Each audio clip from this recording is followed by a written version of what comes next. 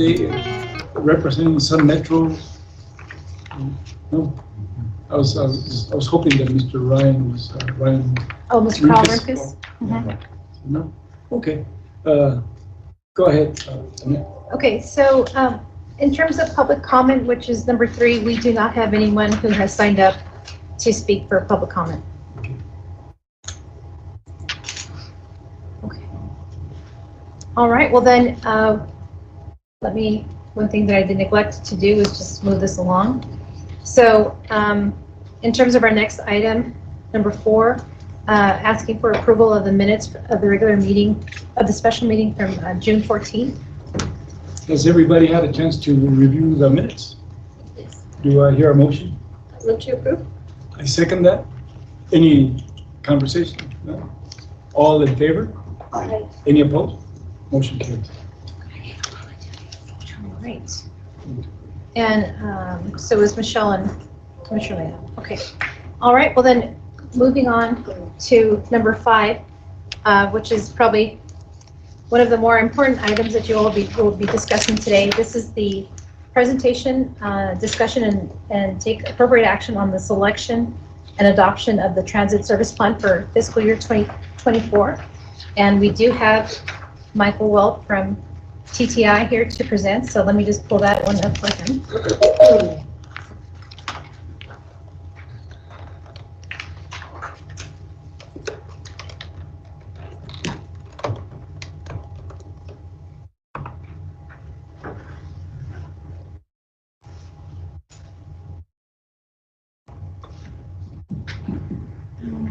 Okay, give me one moment. I'm sorry, I'm sharing the wrong screen. 2 months in a row of technical difficulties when I start talking.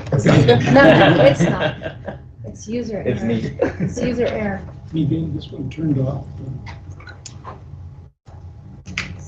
Is that one working? Yeah. I'll turn it. Okay, see, there you Yeah, go. okay. Just a few minutes, that's all. Yeah. Okay.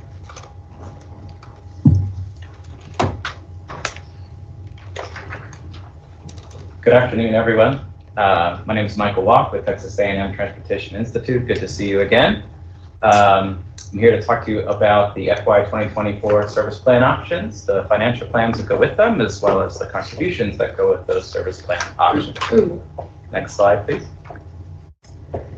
So the agenda is 5 parts. I'll do a quick overview of the methodology. I'm not going to go into detail this time because I have bored you with detail many times before. And so trying to keep it upper level, just as a quick reminder how we go about producing the financial plans and contribution amounts. I'll then walk you through the 4 different service plan options that we're proposing for FY 2024. We'll go over the financial plans for those, and then the results of allocating a local share, also known as the contribution amounts, for each of those 4 service plans. And of course, there'll be an opportunity for discussion and next steps. And ask me questions at any point along the way. I'm happy to entertain any questions. And you were provided a link in the agenda to a set of a handout called Handout A, which is best printed out on 11 by 17 paper if you printed it out, but if you're able to look at it, because it has all of the calculated contribution amounts for all possible member entities, at least that are currently entertaining the idea. Next slide, please. So a quick overview of the methodology. So there's some, yeah, perfect. So first we start with a service plan. You can click it. That service plan, of course, tells us what routes, what services will be in operation in FY 2024. From that, we're able to generate revenue hours and miles, things that help us cost the service. Next. We turn that service plan and those revenue hours and miles of service into forecasted costs. Next. Those costs include the cost of purchased transportation from the contractors. That include First Transit, who's a subsidiary of TransDev, so I'm just going to keep calling them First Transit, as well as Sun Metro, who operates Route 84. We also look at forecasting admin costs. Next. Once we have the costs, we apply revenue, federal and state revenue. Next. Making sure that we adhere to all guidelines regarding maximum federal share, etc. Next. After we apply that federal and state revenue, we figure out how much is left over of those costs that need to be shared among the members of EPACs. Next. That's allocated. Next. I'm used to clicking it myself, so you know, you're doing a great job. Thank you, Annette. Then we allocate that next to all of the EPATS members. And the one thing that's new this time is now we have a new type of service in FY 2024. That's ADA paratransit. So I'm going to get into a little bit more detail of how we allocated ADA paratransit costs because it's different than the fixed routes. So next, thank you. A few keynotes about the methodology. Again, we always start with all services that impact the federal and state grants received by El Paso County. That includes not only the fixed county bus routes, but also the ADA paratransit we're proposing, the van pull service ran by the county, and the Gold Route intercity bus. Of course, EPATS members only participate in the costs for the county bus routes and ADA paratransit. The county covers the van pool and the Gold Route costs. We did include a contingency, again, in FY24 for the contracted cost of running the fixed route service, the county buses, as well as ADA paratransit. That helps us to offset some risk for unforeseen increases in gas prices, driver wages, things like that. The FY 2024 plan that you see today does not include capital costs. Based on the service plans, El Paso County does not need to buy additional vehicles in FY 2024, and so the decision was made to exclude capital costs from this financial plan. Moving ahead, definitely will have to be a part of the financial plan. And of course, a disclaimer, the information that you see today is as good as it was when we finished this slide deck. Things change over time. In fact, we've got a new piece of information today, which I will talk to you about as we go through, but what you'll see today is based on what we knew at the time. Next, thank you. So there were a few things that we did not know and we had to estimate. And I always like to disclose these up front so you understand what our assumptions are. And we did estimate the cost of legal services. That's always been a fixed cost for the EPATS. And so that is a cost that we estimated. We don't really have a good estimate of that. And so that might change moving into the future. We assumed a 3% of the cost, the purchase transportation cost. And if you want to see the breakdown of admin costs, it's actually in the appendix, so you can see what we actually assumed for each of these. We had to estimate the marketing expense going forward in FY24. We knew what it was in FY23, but going forward in FY24, we just assumed it's going to stay the same. The cost for the COGS services, we assumed would stay the same. And the contracted operator First Transit, right? We don't actually know their costs past December 2024. We have to estimate, right, because there'll be an amendment to the contract. We estimated it as a 4% growth, which is what we did last time. Seemed to work pretty well. Another unknown, and one that we just found out, remember I said the piece of information we just learned, was the monthly fixed cost for ADA paratransit. So to kind of fill you in, right, First Transit, who's the current contractor for County Bus, put together a proposal to operate the ADA paratransit service under a contract amendment. That proposal included a monthly fixed fee as well as an hourly rate, just like their normal county buses. And the fixed fee that for every month that we included in this financial plan is actually too high, slightly too high. I think we got new information today where that fixed fee is going to go down because the county is going to be able to use its vehicles rather than First Transit having to lease vehicles on their own. So the monthly fixed cost for ADA paratransit will go down slightly. That will reduce the contribution amount slightly from what you see today, but we had to assume the higher number to be here today and have something that you could look at. We also, of course, forecasted fair revenue, and there's the grant funds that are available. And then another disclaimer here is you'll see a service option where Sunday service is added to every route that currently does not have Sunday service. Whether that's possible in Route 84 is actually currently unknown, right? Route 84 is operated by Sun Metro, and so that would require negotiations with Sun Metro in order to make sure that they'd be willing to do that. We assume that they can in this financial plan and service plan. So that's all of the unknowns. I feel like a nice long list. Moving ahead. So let me present to you the 4 service plan options. If you remember, you can go to the next slide. At the last meeting in June, the EPATS board directed us to investigate adding Sunday service, right, on routes that don't have Sunday service, and also implementing Route 40X, which was a commuter route that connects from Neo and Fabens with the Mission Valley Transfer Center. In addition to, of course, running the ADA paratransit service. So when you take those two things, Sunday service and the 40X, and put them together, we created 4 different service options. They're summarized here. Option 1 is just implementing the ADA service alone, not doing anything else. So we wanted to see what that would cost, so you could see that. Option 2 is implementing that same ADA paratransit service, but also adding Sunday service to routes that currently don't have it. That includes only routes 10, 40, and 50. Sorry, 10, 40, and 84. Those are the only 3 routes currently that do not operate Sunday service. 3 is to keep the ADA paratransit service, but also implement Route 40X, that commuter route from Neo Fabens into Mission Valley. And then option 4 is what I call the all of the above option, right? So if you do everything, right, what does that cost? So these are the 4 options that I'll walk you through very briefly today, just so you can understand the services that are being proposed. Then we'll go to the costs and the local contributions.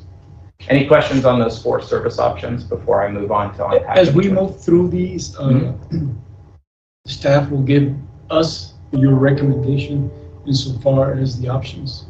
We will mention in this case the cost associated with those, and of course, because any decision, of course, we want to improve service throughout the community, because some, for example, of course, ADA paratransit will be one of the major milestones that we can accomplish as all of us together, because it's one of the bigger, I would say, obstacles that of course some of the community members face.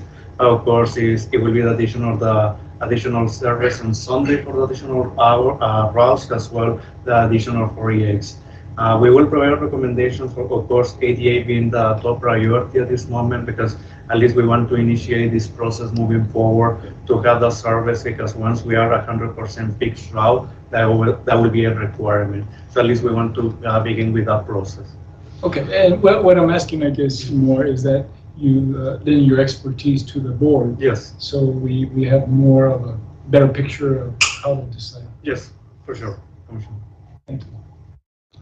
Okay, so one thing to keep in mind as we go through the 4 options, I'll show you each one with 2 or 3 slides per option, is that all of the options have a default level of service on weekdays and Saturdays. That doesn't change. So all of the routes, 10, 20, 30, 31, 40, 50, 84, their weekday and Saturday service remains the same under all of the options we're looking at today.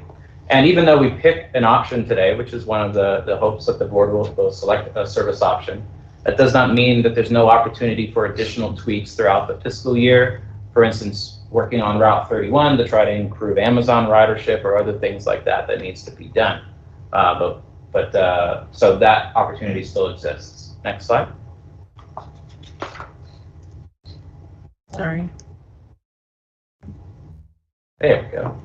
Okay, so I'm going to walk you through all 4 options. So the ADA one actually takes the longest to unpack, because I want to make sure everyone understands exactly what's being proposed for the ADA paratransit service. So under option 1, which is the ADA only, right? So the start date for that is January 1st, 2024. That's right. It'll be operated by First Transit under a contract amendment. The hours and days of operation for the ADA paratransit service will reflect whatever fixed routes are operating, right? So that's what ADA paratransit has to do. Remember that ADA paratransit gives people the opportunity with disabilities within 3/4 of a mile of the fixed route, right, in order to take ADA paratransit, right? So it doesn't provide everyone in the entire county with door-to-door curb-to-curb service. It's focused on people with disabilities whose origin and destination is within 3/4 of a mile of a current route. I'm sorry, 3/4 of a mile of a current route, not so much a bus stop? Correct. Yes. Very good question. Right now, the fare that we proposed and included in this financial plan is $3. So the base fare for fixed route is $1.50. You're allowed under federal guidelines to go up to twice the base fare on ADA paratransit, and so the financial plan includes the assumption of a $3 fare on ADA paratransit, all of which is things that can be discussed by the board if anyone has concerns who wants to discuss this. Next slide. So this slide shows a map of how the ADA paratransit service would be designed and operate. There's three areas. They're the blue shapes on the map, right? So the ADA paratransit service areas are divided into north, right? So that's the Anthony, Vinton, and kind of Deal area. East, which is the Homestead Meadows area, and south, which is the Mission Valley area. So those three areas operate relatively independent of one another, just like the current routes do, right? All the Mission Valley routes all serve the Mission Valley Transfer Center, for instance. So when you're thinking of trips on ADA paratransit, I want to make sure that we all understand how this would work. So for instance, trips that are within a single EPATS area, let's say somebody that's coming from Fabens to San Antonio, right? They're all both within the south service area. And so that person would get a ride on a single vehicle, right? They'd be picked up in the south area, dropped off in the south area, and on an EPATS ADA paratransit vehicle. Now, if a person's trip they're trying to get to downtown, for instance, well, the EPATS vehicle is not going to take them all the way downtown, right? That EPATS vehicle will take them to Mission Valley Transfer Center if they were going from Fabens, for instance, right? And it will take them to the Sun Metro Transfer Center, and then from there, they would either use the Sun Metro routes or book a ADA ride on the Sun Metro Lyft service. If a person's trying to go between two different EPATS areas, so for instance, from the south area in Fabens in the south area to Homestead Meadows in the east area, again, that person will not get a single vehicle ride because today it's not possible in EPATS service to do it in a single vehicle. So just like today, you have to transfer. So the south ADA vehicle would take them to Mission Valley. The individual would have to take a ride from Mission Valley to the Upper East Side Transfer Center, and then the East Side EPATS vehicle would take that person to their final destination. So I just want to make sure that that's clear as to how this would operate. In the end, we need only 4 vehicles to do that. At this time, that's what we estimate. And that's one of the benefits of dividing it up in this way. It also reflects the current fixed route service, which is what ADA is supposed to do. So I know that was a lot of information and detail. I'm going to pause there if there's any other questions on how the ADA paratransit service would operate. Any questions? So I guess let me just ask, is that, say I am in Horizon and I want to go to East, understanding that there's going to be a transfer. So from the Horizon area, where would be the closest transfer center? Is it San Francisco or is it Sleta? Mission Valley, it will be the closer destination from Sun Metro, mostly just for that barrier between both entities, the LGC and Sun Metro. Thank you. Thank you. I have a question, and I'm sorry if I missed this, but are these vehicles in regular rotation, or are they waiting for someone to call to utilize the vehicle? Yeah, the latter. So it's demand response. So Okay. if nobody asks for a trip, the driver would just be sitting at the dispatch center waiting for a trip. Thank you. Individuals would have to call a day in advance, right, which is a typical setup for ADA paratransit. Any other questions about the ADA service? Just to follow up, in the event that somebody sets up an appointment and then cancels, how do we handle that? Is it just a cancellation? Yes. So the part of outsourcing the service to First Transit is that they will be implementing and in charge of handling all the reservations, activities, including canceling trips, service policies that would be in place. Usually what's done is there's some sort of late cancellation penalty if individuals have a pattern of canceling at the last minute, that there might be a penalty associated with that, or not showing up at all. And that's all part of normal ADA operations and something I'm sure that can be shared once those service policies are fully defined. You mentioned 24 hours before to reserve, make an appointment. If it's a Friday, then they have, for a Monday service, they have to call on Friday? I believe that'll be the assumption, because First Transit's call center likely would, I'm not sure when the call center would be open. I'd have to double check. Yes, and this one is, because currently our services run Monday to Sunday, it will be still the possibility for the person to still reach out on Sunday. On Sunday. On Sunday. So it's something that we will be working just to dial in properly. Just is to still be able to call on Sunday. That will be the ultimate goal. Well, that's good. Yeah, that makes sense.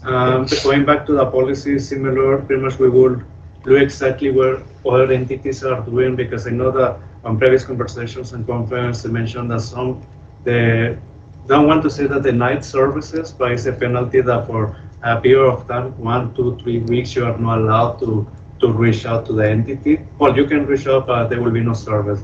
Of course, that is like, or say close to the ultimate option. Of course, the first one is, okay, the first time there will be no penalty. Second time, of course, you still have to pay. So it's something that we will have to figure out. And of course, once we have that language, that contract, we will bring it to all of you for your review and, on this case, concurrence or comments.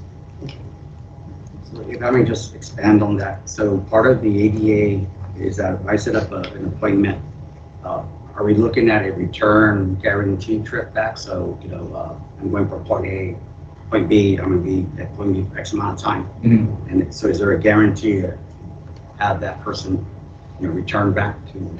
I mean, essentially, yes, right? So the person would usually reserve both trips at the same time when they call in the call center and say, you know, I need to get here by this time, and then I need to be picked up at that time. And both of those will be scheduled and in the schedule for the day to be able to get back. So it will be a lot of logistic involved, because it will be, of course, one person who will be responsible to receiving those calls. And of course, there are softwares already there that pretty much we will have to acquire that you just input information on where the person is going to be picked up, where it's going to be drop off, because the software will say, okay, there's another person nearby. So we will have to, of course, to be as much efficient as possible, because we want to pick up one person, and in the next 20 minutes we have to pretty much go to drop the person, then pick up another one, when we can utilize the same bus to pick up both people. Depending on the time. Exactly. The timing and the destination. The good thing is, going back to the map that TTI is showing, the micro is providing, this will eliminate a lot of the barriers at this moment, because we have received other requests from many community members on when the county, the LGC, is anticipating to provide these services. And of course, we have emphasized to them that we are working on it. The flexibility of TBA for our route, 3/4 of a mile, pretty much, it will cover most of the urbanized areas. Of course, there's still the areas that we want to remove, which will be full cover to remove all those gaps, but this stay will take us closer to where we want to be. So we're getting a lot of inquiries now. Yes, we have received, I know that Mr. Cerner is responsible for receiving multiple calls from the community. Also, some Metro have mentioned always to us, say, where you're planning to provide the service, because we feel bad denying service, because we can only provide service when El Paso, and everything else we can just drop in at a transfer station or close to the destination with their jurisdiction. So for us is, hopefully we can eliminate that. Recently, just last week, I received a call from one resident asking, pretty much begging on when we can provide the service, because his brother is in a wheelchair. So he mentioned, my brother doesn't have the force or the manpower to take from pretty much to no walk, or use his wheelchair from his house to the closest route, because he mentioned it's more than a mile. But of course, this one, of course, there will be some extension, because it's 3/4 mile, but we say, okay, hey, it's just 1 mile, but it's really close. We will try to figure out how to work. Of course, we insert some restrictions. Thank you. Next slide. So that's option one, right? So that is only doing ADA, paratransit. That's the only thing we add in FY 2024. Option two is doing the ADA paratransit, but also implementing Sunday service on the 3 routes that currently don't have it, 10, 40, and 84. Right now, I put in the financial plan, assuming that would start on the beginning of the fiscal year, right? So just doing it at the next available time, which is October of 2023. That doesn't have to be, where this lands, but it gives you the full cost for the whole fiscal year. So that's the one thing that changes under this. Next slide, please. this slide shows you for the 10, the 40, and the 84, so they're in bold, what the proposed service level on Sunday is. So, and we also provided the other routes that operate on Sunday just for reference.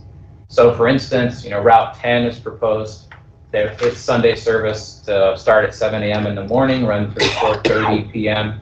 in the afternoon. It's about 9.5 hours per Sunday, and run every 90 minutes, which is approximately sort of normal for the rest of the Sunday service. That also allows you to use just a single vehicle to run Sunday service on Route 10. Same information is presented for Route 40 and for Route 84. We tried to keep them all starting at 7 a.m. and ending at 4:30, just so it's easy to look at and understand, and have all of these 3 routes just run with 1 vehicle. So that means that the 10 comes every 90 minutes on Sundays, the 40 would come every 100 minutes on Sundays, and the 84 would come every 90 minutes on Sundays. And on Sundays, do we have peaks? Not really. It's pretty much the same all throughout the day. I apologize. Can you remind me which routes these are, what areas they service? Yes, not a problem. So Route 10 serves Anthony, Vinton, Cantillo. 20 serves Homestead Meadows. 30 serves Horizon City. 31 also serves Horizon City, but via Eastlake Boulevard and Amazon and El Paso County Community College Mission El Paso campus. 40 serves Favens Tornillo, right? It runs down Street. Alameda. Yeah. Yes. Route 50 is the Mission Valley corridor serving Socorro and San Rosario, and then 84 serves Mission Del Paso campus, San Rosario, Socorro. I catch everything in Yeah, there. for the most part, all those small communities, well, Socorro, San Elisario, are pretty much is a north and south connectivity for the most part. And Daniela, I think that's a good question, because I forget to, maybe you can get us a copy to all the board of the routes again. Yes, well, what we can start doing, because yes, sometimes we see all these routes, we can print out a hard copy to have it on every single presentation for reference. And just also the map, because yes, we have plenty of routes, and that will continue expanding. Of course, if we add 4EX, that will be an additional route. Thank you. Yeah, I think it's a great idea to have in every presentation, just have the map. Okay, so that's the proposed additional Sunday service. Again, these hours are up for debate and discussion. If the board believes you want to start service earlier and service later on any one of these routes for any particular reason, if the change doesn't add hours, then it won't impact the financial plan that you'll see. It'll just shift them. Okay, moving on. Option 3 is continuing to run the 88 service, but again, in this case, adding just the 40X, right? So no Sunday service yet. We're just doing the 40X. The 40X is a commuter bus route that would connect Tornillo and Favens with Mission Valley Transfer Center. Runs during peaks only on weekdays. And you can see the proposed fare, just $1.50. That's what we included in the financial plan, which is the same as the other routes. And we proposed that it would run on weekdays from 5:30 a.m. to 8:30 a.m. every 45 minutes, and then from 3:30 to 6:30 p.m. every 45 minutes. And the main goal in the morning is to get people from Tornillo and Favens into the Mission Valley Transfer Center, and then in the evening to bring people back from Mission Valley Transfer Center to Favens and Tornillo. From Mission Valley, they're going downtown, it's just one more bus all the way downtown. Exactly. Okay, so that's there's a map of the 40X on the next slide. So going to see that. So I know it's kind of zoomed out, but it would use I-10. So in the morning, for instance, serving Tornillo and then Favens, and then hopping on I-10, and then heading into Mission Valley. Basically taking the fastest, quickest way to get to Mission Valley. And so there's no stops right after Favens until you get down to Mission Valley. So that's basically only serving Favens and Tornillo. Yes. Yeah, and the feedback during the study was we did see a good proportion of origins and destinations of people coming from Davis and Tornillo trying to get to downtown and to Mission Valley to connect to other bus routes. And because it's such a long distance, right, you can do it on the regular 40 route today. But regular 40 just travels up Alameda, so it's slower. So the difference, and forgive me, I just No. want to make sure I understand. Hmm? So the difference between the X and the 40 is the using I-10 instead of the. Correct. Which I think shaves somewhere near 15 to 20 minutes off the travel time. We'd eliminate the 40 and we go with the 40X. No, not proposing to eliminate the 40. The 40 would keep operating because it has stops all along the Alameda corridor for people that want to go there. That's good to hear. Yeah, and the 40X would just be a new route in addition to what's already on the street. We know that from some of the feedback that we have received mostly from Favens and Tornillo is there are some students who want to attend college, play PCC or UTEP, but I mentioned the wait time for us to go from Tornillo, because it's a first point. Mentioned for me just to go to Tornillo, at least, or just to the city is almost an hour and a half. So of course, it has the goal to reduce the wait time. Mostly it's just, of course, the purpose to reduce wait time as well to help those students or those future students to hopefully go to the transfer station and reduce their time. So I guess let me ask this question, is that if my destination is downtown UTEP, well, all the educational institutions, what is the travel time? So if I'm in this area and I want to take the 40X, what is the typical travel time for that user? I don't know that off the top of my head. No, from our top of our head, but it's right now how the route is. If we look at the map, it's almost around 20 minutes. If you go from, give or take, right, from Tornillo to the Mission Valley transfer station. So there's 2 hours. 2 hours just to get from Tornillo to Mission Valley to the next transfer station. From Mission Valley to, in this case, to UTEP, to downtown, because fortunately you will be required to take a second bus. First one from Mission Valley to downtown, utilizing some metro services, and from some metro downtown, you will have to take another one to take you to UTEP or even the rail that they have for the students, well, for the community. So we're looking at least just to go from Mission Valley to downtown, another hour, give or take. The good thing that has in routes, they utilize Loop 275, another ones go along Alameda, which is a longer route. It's a long travel for those. And another, on the future, we want them to focus a direct route between Sea Horizon all the way to UTEP. It's something that is on the works, because that will be even a faster way, because that route, of course, we can gather all the community from Socorros and Elisario, those communities, take them to the future transfer station or transfer point on Sea Horizon, from Horizon all the way to UTEP. Of course, that is on the works. So I guess let me just follow up with this, is that in relationship to the folks that were surveyed or provided the information, there is a willingness, or I guess there's an understanding that the travel time is kind of like the offsetting, is that we're willing to utilize the service if it's provided, and we understand that that frequency is a much longer trip. Yes, or we didn't ask that. So can you, So in other words, is that if I am going to take the service, I do know that my travel time is 2 hours. You know, so if I need to get to that destination, understanding that we would potentially provide the service, will we anticipate, hey, we're using the service, however, it takes me 3 hours to get there? That's my question. So in the surveys, or the information that was collected from the people that may be interested in the service, was it communicated in terms of the travel time? David, I have to turn to you. He's asking about, in the public outreach from the prior studies, how much was travel time something that was discussed either regarding the proposals, like how this would benefit people? For all the stops and also the route configuration, well, travel time was the #1 concern for passengers, right? Miguel, can the mic pick up? Sorry. And then we so prioritized the travel time on that configuration. Actually, Route 40X, we tried to connect it based on some other comments from a Paso County staff to connect it to Paso, the APCC, Mission Valley campus.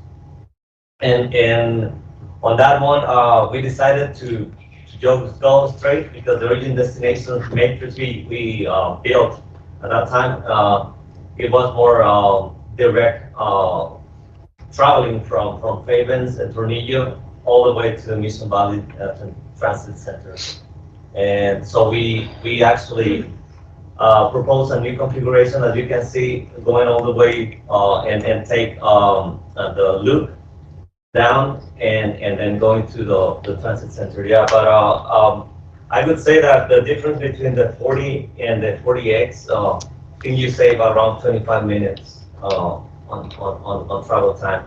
Of course, there's no, well, I think by car, you ask if you're right by Favens and want to go to UTEP, I think it takes like 40 minutes.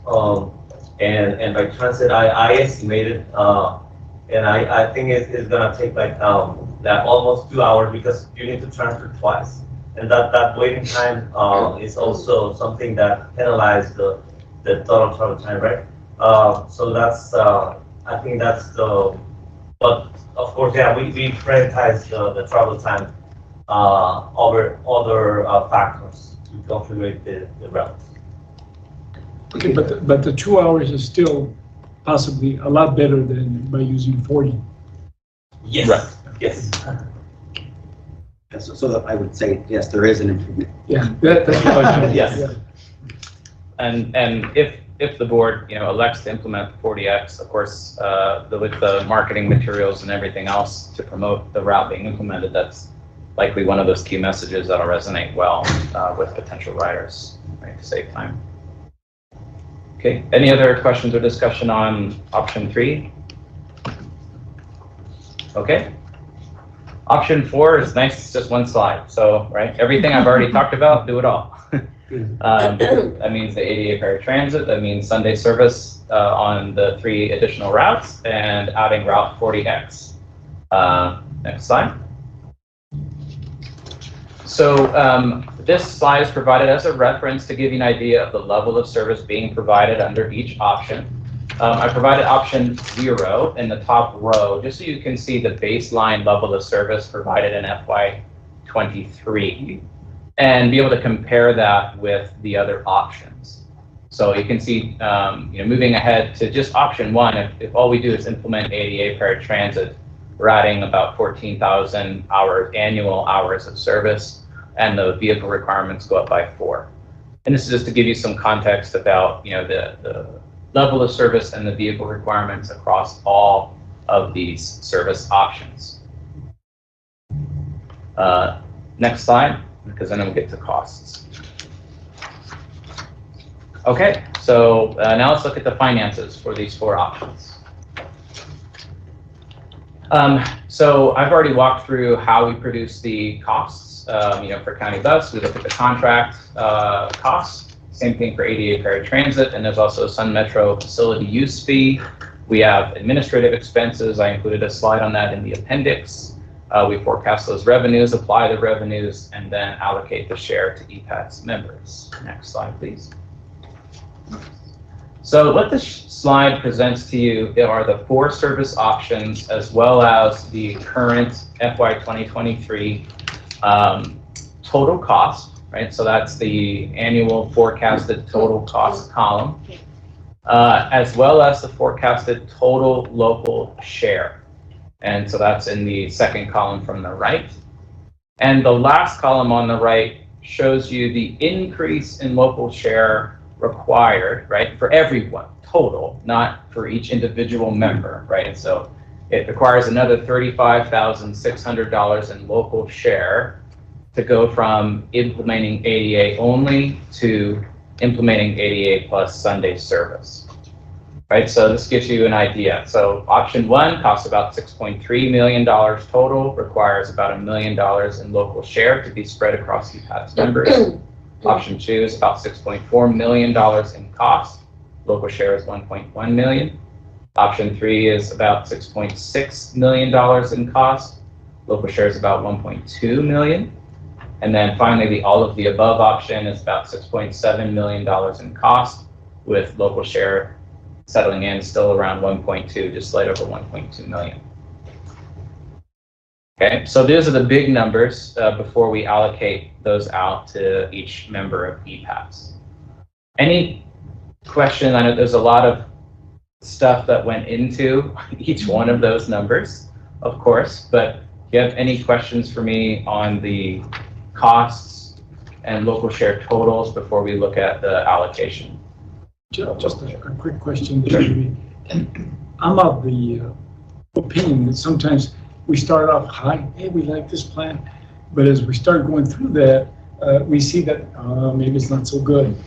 Do we have the ability to cut back quickly to avoid further bleeding? And Yeah. That, to me, it may be easier than going low than trying to ramp up. Or you all tell us what is the better route.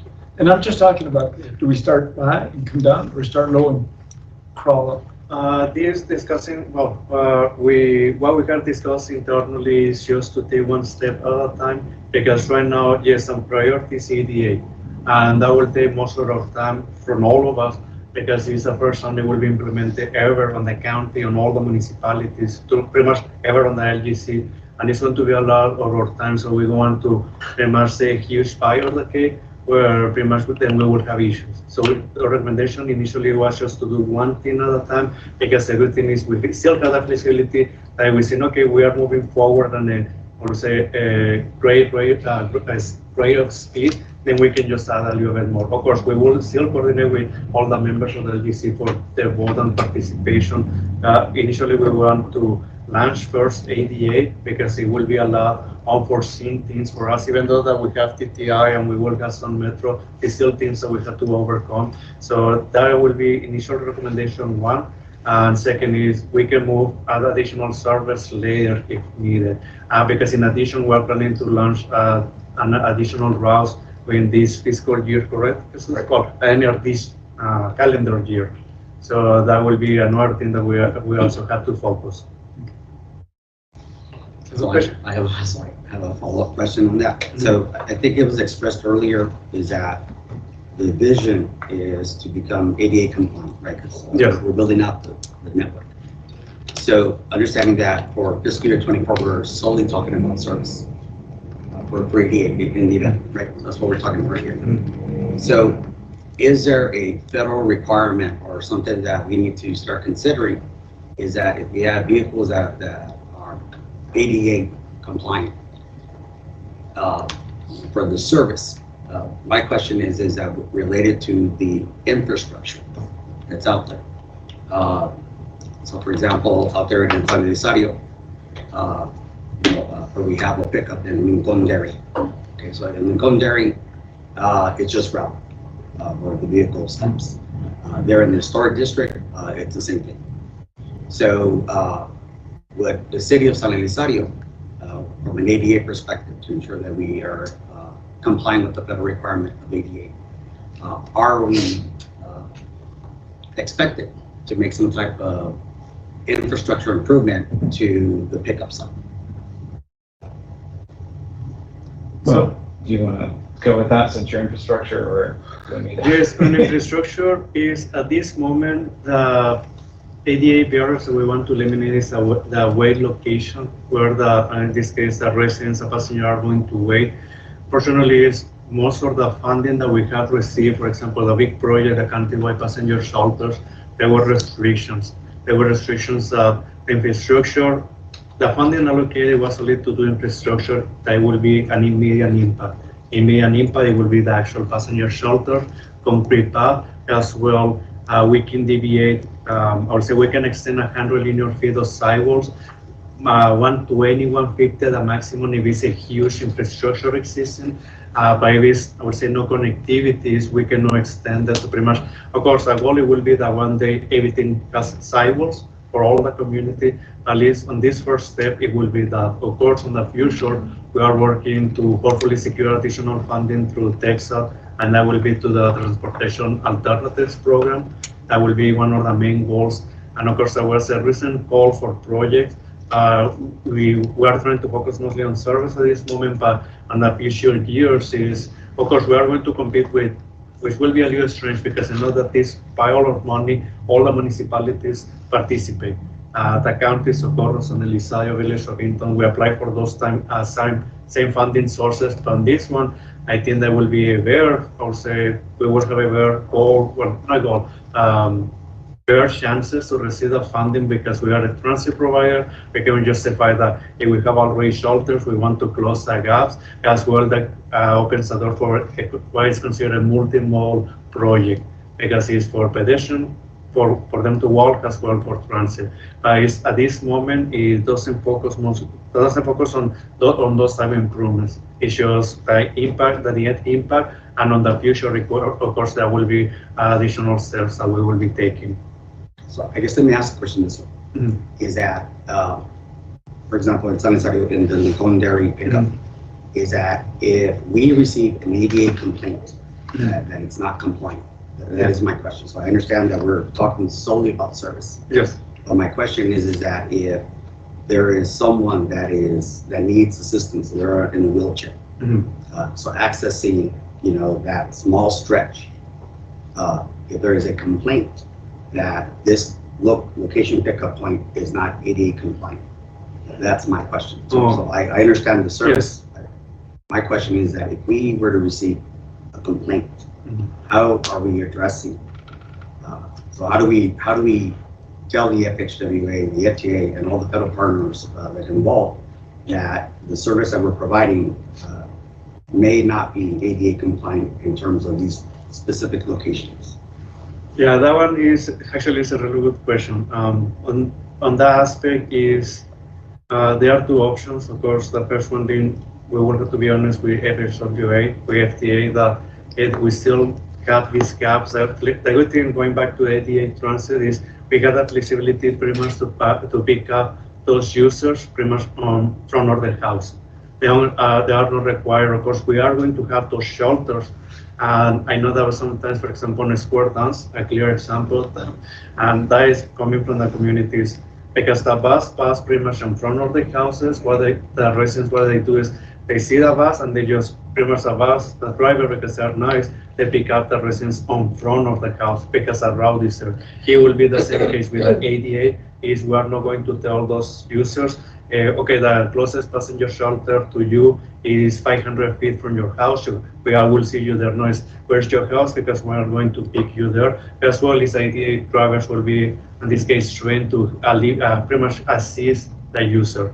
But just to fill those gaps, when we were looking, not this, I would say on FY 2024, we were looking that on the next years, of course, is something that we will have to run some numbers.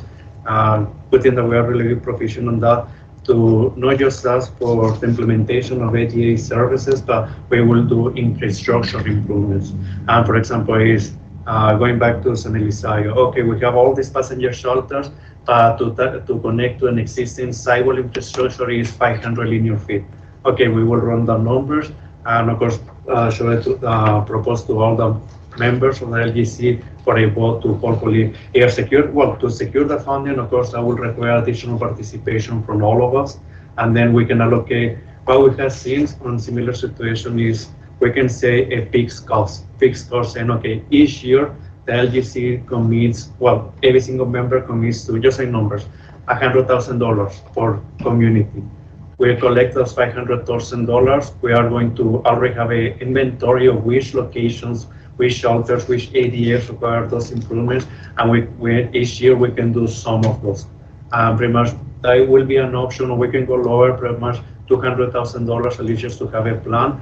And the good thing is with those fundings, as I mentioned, that are available now, being multiple municipalities, being a single entity, the LGC, to represent the whole community, there are better chances for us to receive funding.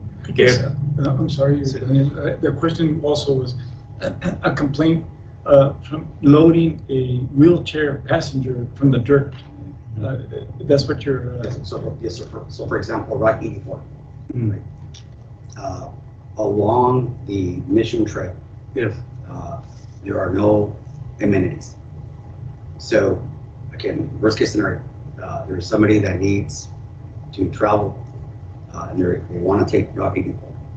It's raining, the world is ending kind of approach. And so that lack of infrastructure is my question. Is that I understand the service, I know that's what we're talking about, and we're trying to program. But in the event that there is infrastructure that is not connected, right? And we're looking at providing the ADA service. So in my opinion, it's like a hand in glove approach. We normally do it all together. And I understand we're not there yet. Yeah. So my question is that in the event that we were to give the go ahead for one of these options, and down the line, somebody comes back and says, well, that's great, but now I can't get to it because of these barriers. Yes. So that is my question. And that one is, And I know it's a loaded question. Yes. And I would accept that. If we don't know, we don't know. And I guess that's more as we deal with them. That I know exactly what you're saying. That then we're going to have to make some decisions as those incidents come up. Right. So going back to I mean, I fully support doing the ADA. My concern is that we provide the service, but yet we understand that there is a gap in infrastructure. So the question that I would have is that, would we be able to trade off the ADA service to try to understand where those gaps are in terms of the infrastructure? similar to say, have a report and analysis of those barriers that we have to eliminate first as part of the ADA. Well, to complement both, to have not just an ADA service, just a service buses, also to complement that with infrastructure. It is because it's possible. Of course, that will be required for us to do additional analysis. Well, here's the thing: is putting a value, a cost associated with that, it will be hard. On the aspect, like I can come with a value, but of course it will be really high because yes, we have multiple gaps. Unfortunately, what we can do, the best recommendation, it will be just to small steps, just to allocate an additional funding just for infrastructure. And at one moment, it will receive that questionnaire. I have this barrier, and then, well, I have to track back a little bit. Is right now is you will receive a call from FDA that you are no ADA compliance. I have to just be honest. Is technically, we are not obligated to provide the service at this given moment because our routes is still flexible routes. At the moment that we go fixed routes is when every single entity is obligated. So what we want to do is, this is a first step. And once we go to the fixed routes is, we will be ahead of the game rather than once we go fixed routes, then we begin the process. So this is a good approach. Of course, from here until we go fixed routes completely, then we will have, we will be hopefully to close those barriers. Bigger steps, of course, with the countywide passenger shelters, then we are approaching more to be fixed route, but on the eyes of FDA, we still not obligated. Of course, we don't want to say that to the community. Best approach will be, we are trying to close our gaps. We will take the information similar to what we have doing from regular residents, that if we have the funding, they are coming from the county, coordinate with your public works department. If it's something minor, for example, it's just dirt. Okay, I know millions doesn't cost that much. We can just put millions on certain areas to facilitate that. So there's a small, there are multiple options. A small approach, but of course, is how much. It's just a cost associated, but the ADA is the best approach at this moment to move forward, and then it will help us to secure additional funding because we're still seeing these gaps. So we need funding here. The county, hopefully, on the next couple of projects, we can come with some of those funding needed, or we in your public works department. So there are multiple options, but of course, at this moment, we are not 100% obligated. So, and I don't want to beat the difference. Yes. So, if I understood you correctly, in accordance to the federal regulations that are out there, because we have flexible routes, we are not required under the federal rule to provide the entire ADA infrastructure. Correct, Michael? Yes, if we are no fixed route, well, if we are fixed route, we are obligated to provide ADA. Correct. If we are, in this case, a way service. Flag stop. A is what flex, you mean, not a flags. flex, we still not require. So I do not believe, Daniel, unless you maybe saw it, but I do not believe there's a specific exemption for flag stop service, albeit, routes that do serve the county do have some bus stops, some of them do. And so once you start implementing those bus stops, it becomes much, much clearer, right? Okay. So I think Daniel has a point in that there are flag stop services, in very, very rural parts of the country where they're not operating a separate ADA paratransit service. But once you cross that line into having bus stops, and with the level of stop activity you all have on these routes, right? It's not like once every 10 miles you're picking somebody up. There's pretty frequent stop activity. It's in a gray area, I would say, and one that if I were, making the decisions, I'd be pushing on, being ready to have ADA paratransit and to be in compliance as soon as possible. That's what I would be focusing on. But that's so. So I was just, Chair, if I may, as legal, just wanted to add, my perspective to the question that was posed and the responses. Clearly, it is a legal question, and I think it would depend a lot on the facts of each given situation, and you did provide an example. But as a counsel for the LGC, I think what is being presented to you, and I will, Michael and staff members, correct me if I'm wrong, for the purposes of the transit options that you're being asked to evaluate and select, those are the services that fall within the ambit of responsibilities of the LGC. So for example, the services, and then I think you mentioned even the passenger or the shelter pads, right? And you mentioned a slab, a concrete slab, and then 100 feet linear in either direction, correct? Yes. That's what LGC would tentatively be responsible for. And then at that point, I do believe that if there are any other hurdles to accessing that location, that then does fall to each of the local municipalities where the services are being provided, and therefore that's where the LGC responsibility kind of cuts off.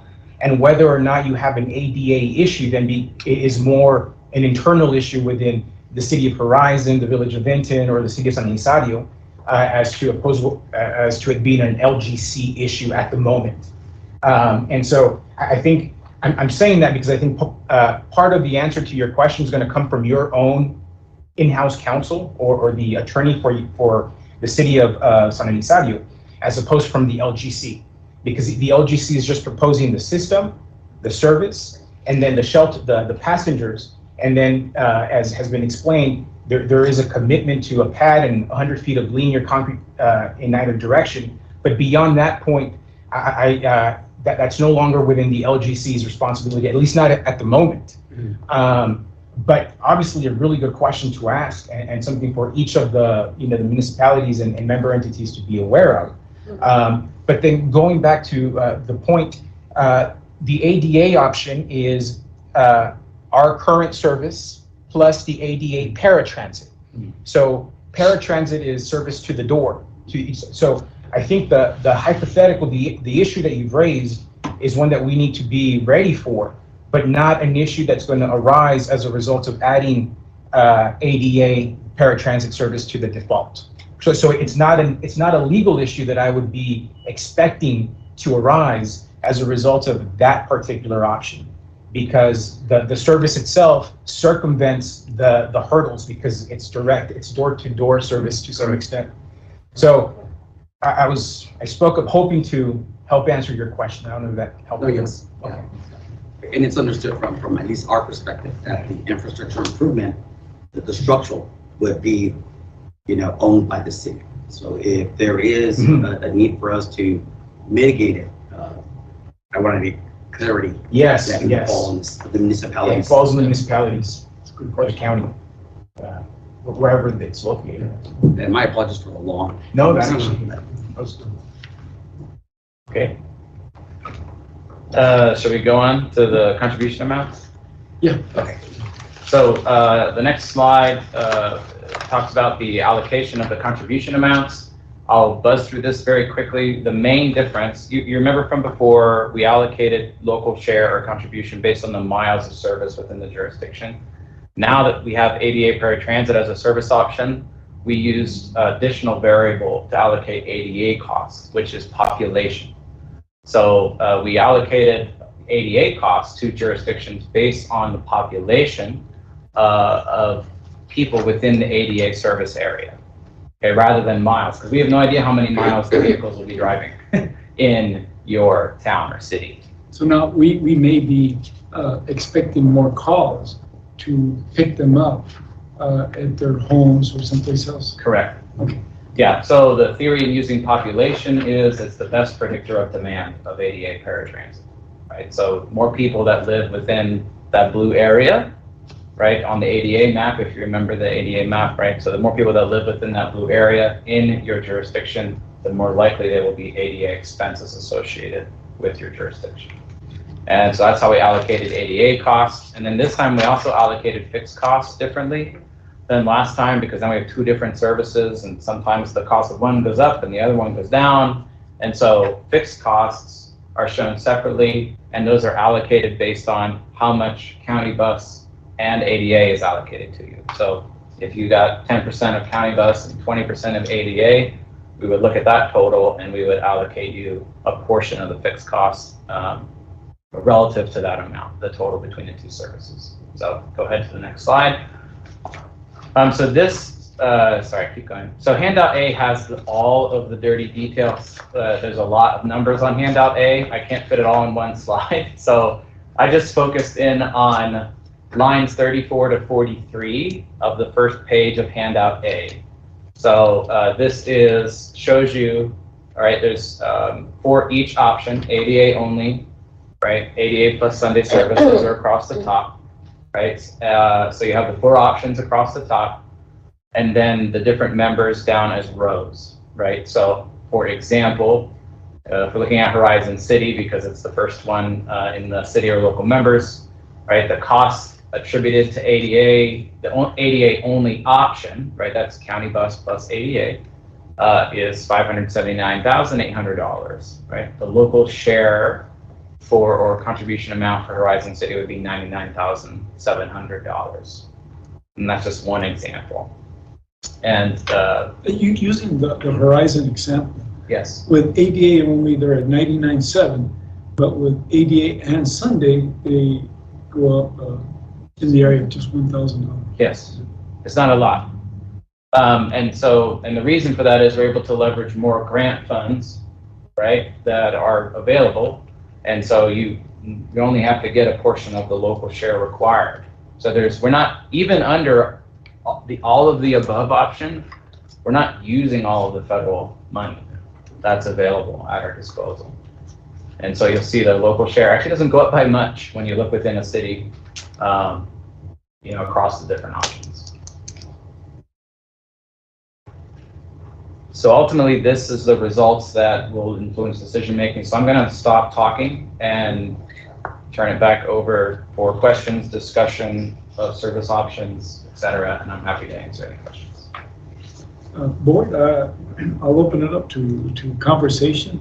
My biggest surprise is the difference between ADA only and Sunday. Then you get into more with the 40X and all the others.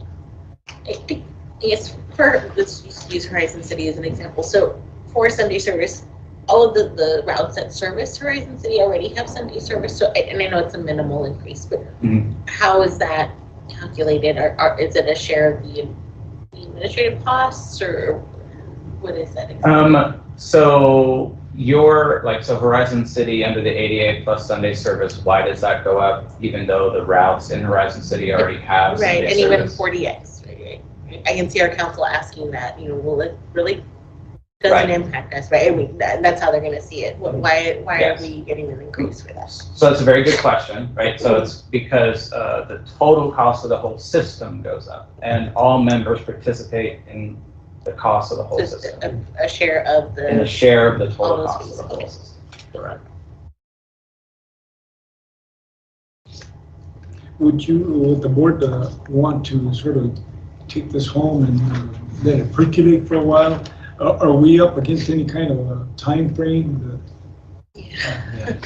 I think those are our strict orders from Reina that you all needed to come to a decision today. It would be ideal for you to come, unless you wanted to have a special meeting before October. And just the main reason in this case is in order for us to develop everything that we need for the ADA, there's a lot, of course, Reina and Jesus are already coordinating with the buses to acquire those. There's a lot of things that we will still, if we want to, based on the exhibit that you show, one of the PowerPoints, is if we want to launch this by January, we have to initiate as soon as possible so we can have sufficient time to execute any agreement that we need to execute, pretty much coordination, legal coordination, because we all pretty much acquire all the infrastructure or software, so pretty much all the equipment that we are going to be utilizing. Because if we wait for October, pretty much that is 3 months away from launching on January, so we will have to push a little bit more. So, and just for conversation, do we all agree insofar as ADA having that service? Yes. Yes, sir. Would you all be in favor of voting on this, then taking it back? And if you come back and you get with your municipality and say, hey, ADA or no ADA, that's too high. We just can't, then we can come back right now. I'm saying we may be able to approve the ADA only, pending any crisis or a disagreement when you get back to your locations, your municipality. Yeah, I think that gives us the time that we need to go back to our agencies and get those decisions. Any recommendations, Sergio? I do think that for those of us who are working behind the scenes, it is important to see if the board can choose a plan today. Because what we've heard from your municipalities as well as others is they would like to know what their contribution amount is going to be as they go into budget season. And, budget season is already upon us, or for most of the political subdivisions. And after you select a plan today, I believe Michael and TTI still need to go and kind of work out the details of the plan that's been selected, correct? We have a few things, like I mentioned, we have a new a cost reduction on the ADA service, so the contribution amounts would actually go down slightly. So that's something that we'll have to do, so there is a little bit of touch-up items and things like that after this meeting. We don't anticipate any of these will go up. So if there's a consensus today as to which plan you all want to select, but you want to give yourself some wiggle room to come back at the next meeting and say, well, my municipality really had an issue with this, I think we can do that. But I think staff really wants a clear directive from you all as to which is the plan that you really all agree upon, and you would only change that selection if there really was some kind of strong pushback from a certain municipality. And so the motion that I've prepared says a motion to select and adopt, and then you insert the option as the transit service plan for fiscal year 2024, but I can add subject to final approval at the next EPATS meeting, right? So there's, you give everyone that needs the direction now, you give them the consensus as to what the plan is, but then you give yourself a little bit wiggle room in case, something happens between, because you're indicating to us that you want a little bit, some additional time just to kind of think about it some more. But you're also getting staff who's asking, well, we need a decision today. So I think a motion drafted like that accomplishes both objectives as best as possible. So, I'm sure all of us like everything. But right now, if you all disagree, I mean, this is just an idea that I'm floating to you all, that we approve the ADA only, then subject to, when you get back to your home municipalities, that, this is not going to work, then we can always take that into consideration and go from there. So I guess my question is that in the event that we come back and relent, it's a no-go for ADA. So my question there is that, so now what? That's a very good question. At least I'll address for the first part is from a contribution part is we would recalculate contribution amounts. You would see what it would be like if we just ran the county bus service. The second part of that is the question of what's already been discussed very publicly about the need to implement ADA paratransit and what the implications of that are and backing down from that. But we'll take whatever direction is given. Sure. So I do think it's important to give direction. So I think that at a minimum is to, understand, what our, ruling bodies would want to do. But I think that in, the spirit of moving this item is that, I would certainly support making a motion, to adopt the ADA option. And I'll just, If I just may ask, in terms of you taking the information back to your municipalities, what information would you all need to present that? Would that be an agenda item that you're going to bring forward, and what kind of documentation would you have, or is it just more of at a city manager? I think it's a budget item that they have to take to their municipalities, and maybe Annette through COG, somehow we can supply everybody with this is the amount, and really that's the bottom line. Go from there. Because I just think that, I'm sorry, go ahead. No, I'm just going to say that at least for the Village of Benton, I don't think it would be time consuming or requiring an action item on a council agenda. I think as far as for me would be taking this information to my council and be like, these are the options, this is the cost. Are you okay with it? Which one would you like to support? Once I have kind of like a go ahead from her, it would be like a for sure item on the budget and the but on our side, it wouldn't require an actual action item. And I ask these questions just because I've now come to realize how time-consuming the process can be, because this board can make a decision, but then you have to take it back to your municipality, and so then there's other considerations. So there's just pushing out the timeline and knowing how much is needed for TTI to put everything together in the county. I could just see where there's just some concern about being able to implement whatever you all decide. And this is the first time we actually have actual hard numbers. So, I would expect that, and even to include the county as we move forward. So if all of us are in agreement, then if we can have a motion, and if you can maybe describe. I can just ask, I'm sorry, staff, just a question. Has there been any kind of requests for Sunday service on those routes, or have you received any? Only because the cost is minimal, the increase is minimal for Sunday service, but if there's no real request, then I guess there's no need.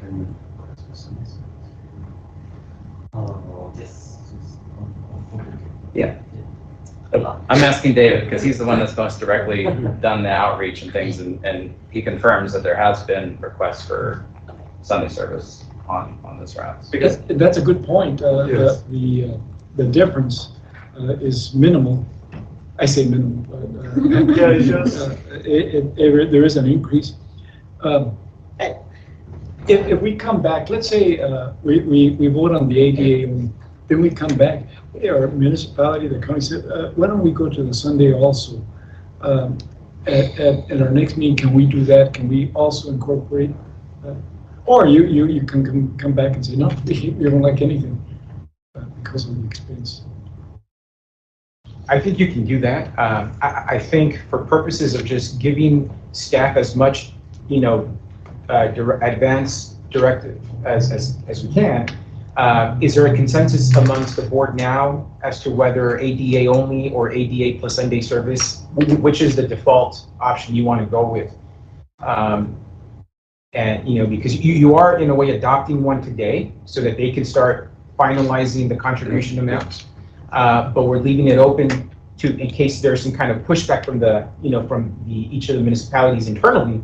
But going into the next meeting, is there a preference from the board now as to whether the base service is going to be ADA only or ADA plus Sunday service? Can we leave it as ADA Only? with a possible option within the very near future to talk about the funding, because you all may go home and say, no, that's too much. Or, yeah, let's add the Sunday. Yes. Some sort of language that would work. I would agree with that, and just, maybe we just take action on doing the ADA only, and then when we come back, we'll have the final numbers, and there may be a savings. And maybe if the Sunday service fits within that total, then we can agree with that. And it'll be decided in October? So, If Sunday service is available, you all would decide that in October at your next meeting? Sure. I agree. Well, then, is that enough time? No. Yeah, no, actually, I was going to ask that my follow-up question to all of you is, how much time you will require to coordinate with each entity internally to provide a response? Mostly because depending on the response is, here we have a special session next month on August, or at the latest, even though Reina will kill us, probably in September, but recommendation it will be the sooner the better, and that being August. I will agree with the rest of the board and just say, let's just do ADA. we'll do ADA, and you have that direction. And when we meet next, even though maybe the timeline is behind us, maybe there can be some adjustments that we just, hey, we want Sunday also, and push it even further back, but the ADA gets started when it should be. Okay, because ADA, sorry. But I'm just going to add to that, because what I'm hearing, I think makes sense. And we can, to that extent, recost the Sunday service, because the Sunday service is costed as if it's beginning in October, right? So we could recalculate the contribution amounts for ADA only based on the new price we got from First Transit, as well as the ADA plus Sunday service, assuming that that Sunday service would start later than October, since we wouldn't have a decision until then. And so you can at least see what those two options side by side would look like after those final numbers are in. So, that's Mr. Estrada, if you can give us a language for a motion. Yes, Chair. I think the motion should remain a motion to select and adopt the ADA only option as the transit service plan for fiscal year 2024, subject to a final decision at the next EPATS LGC meeting. Do I hear a motion? So moved. Second. Annette, did you have a? No, I don't. Okay, so the motion was made by whom? By Michelle. A second. We have a motion and a second. All those in favor? Aye. Aye. Any opposed? No. Motion carries. Thank you. Thank you very much. Good presentation. Thank you. Just one last thing on that is, if you need anyone from our staff to participate on a public meetings, or you need any information coming from us, we will be more than happy to provide a presentation to your council members if needed. Thank you.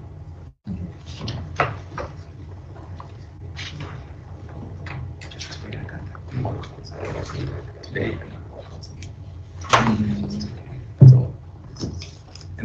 Okay, Annette.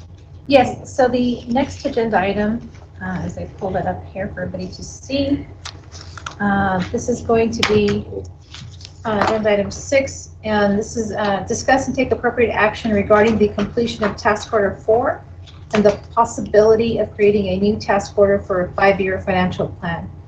And Michael, if you wouldn't mind coming back up, we had discussed this item with staff. And so, I don't know if Michael, then either one of you just want to explain Sure. the reason for Good that? to see you again. Michael Walker, TTI.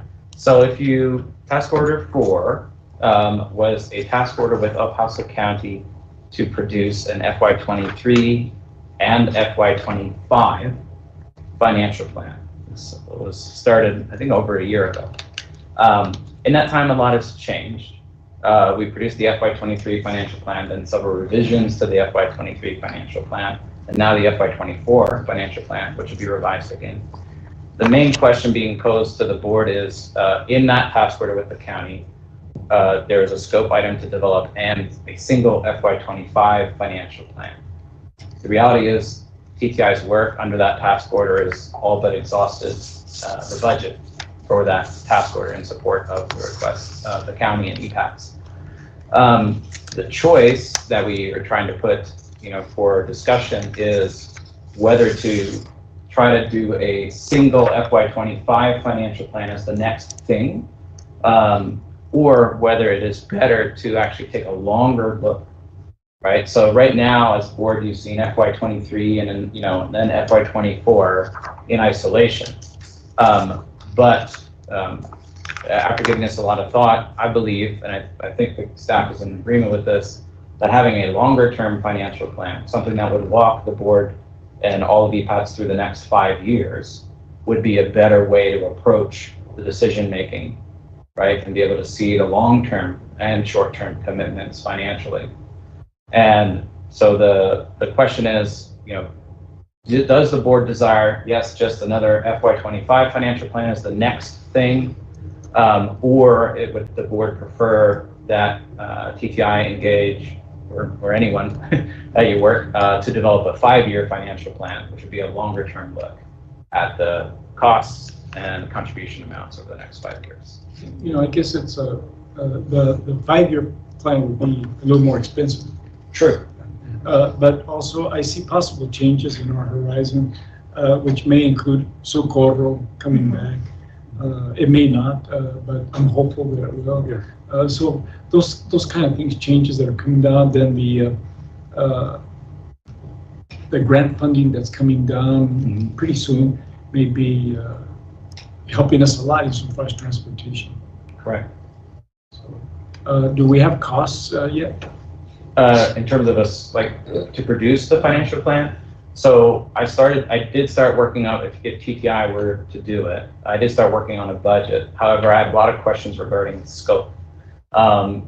Whether the financial plan is an internal document only for EPATs, whether it's something that becomes a document that's available to the public that would have to look good. And, so I would seek some clarification from the board that if they want to pursue a 5-year financial plan, what might that look like? And would you want TTI to put together some scope options for the board for consideration? And just extend to what Michael mentioned, it will be similar to a business and development plan.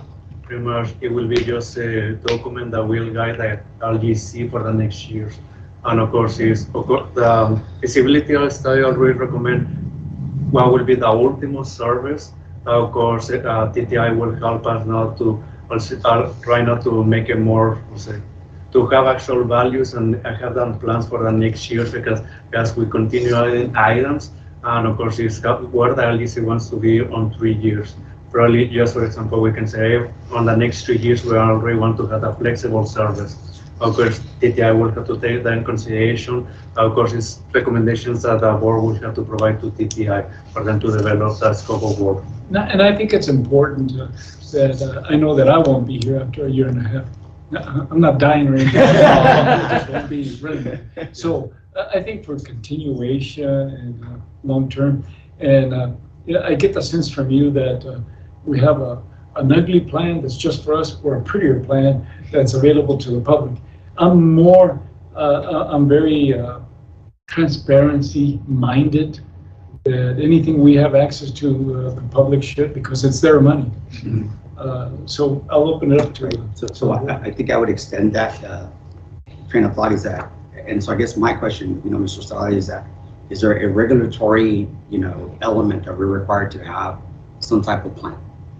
My second question is that in lieu of calling it a financial plan, because I know we're talking about vision. Mhm. May we call it a strategic plan that would include a financial component to it? So we would have, if you will, some type of transportation plan or transit service plan, and then all the amenities that we're looking for in terms of strategic planning. With that, we can have, if you will, the financial component, and we break it down. Sorry, can I add to that? Absolutely. That was one of the other major scope questions that was on my mind, was in the process of deciding on the costs. We're going to be making a lot of decisions about what services, when, and the amenities, which are ultimately strategic planning questions. And so the way we were envisioning this was as a iterative process of laying out goals and objectives, service options, implementation options, having the board adopt those, with costs, and then sort of, over a process that might take a few months, then turning it into something that's a strategic plan with cost elements in it that'll guide decision-making and can be changed, of course. And for our next meeting, maybe you can provide us with the cost portion of it? Sure.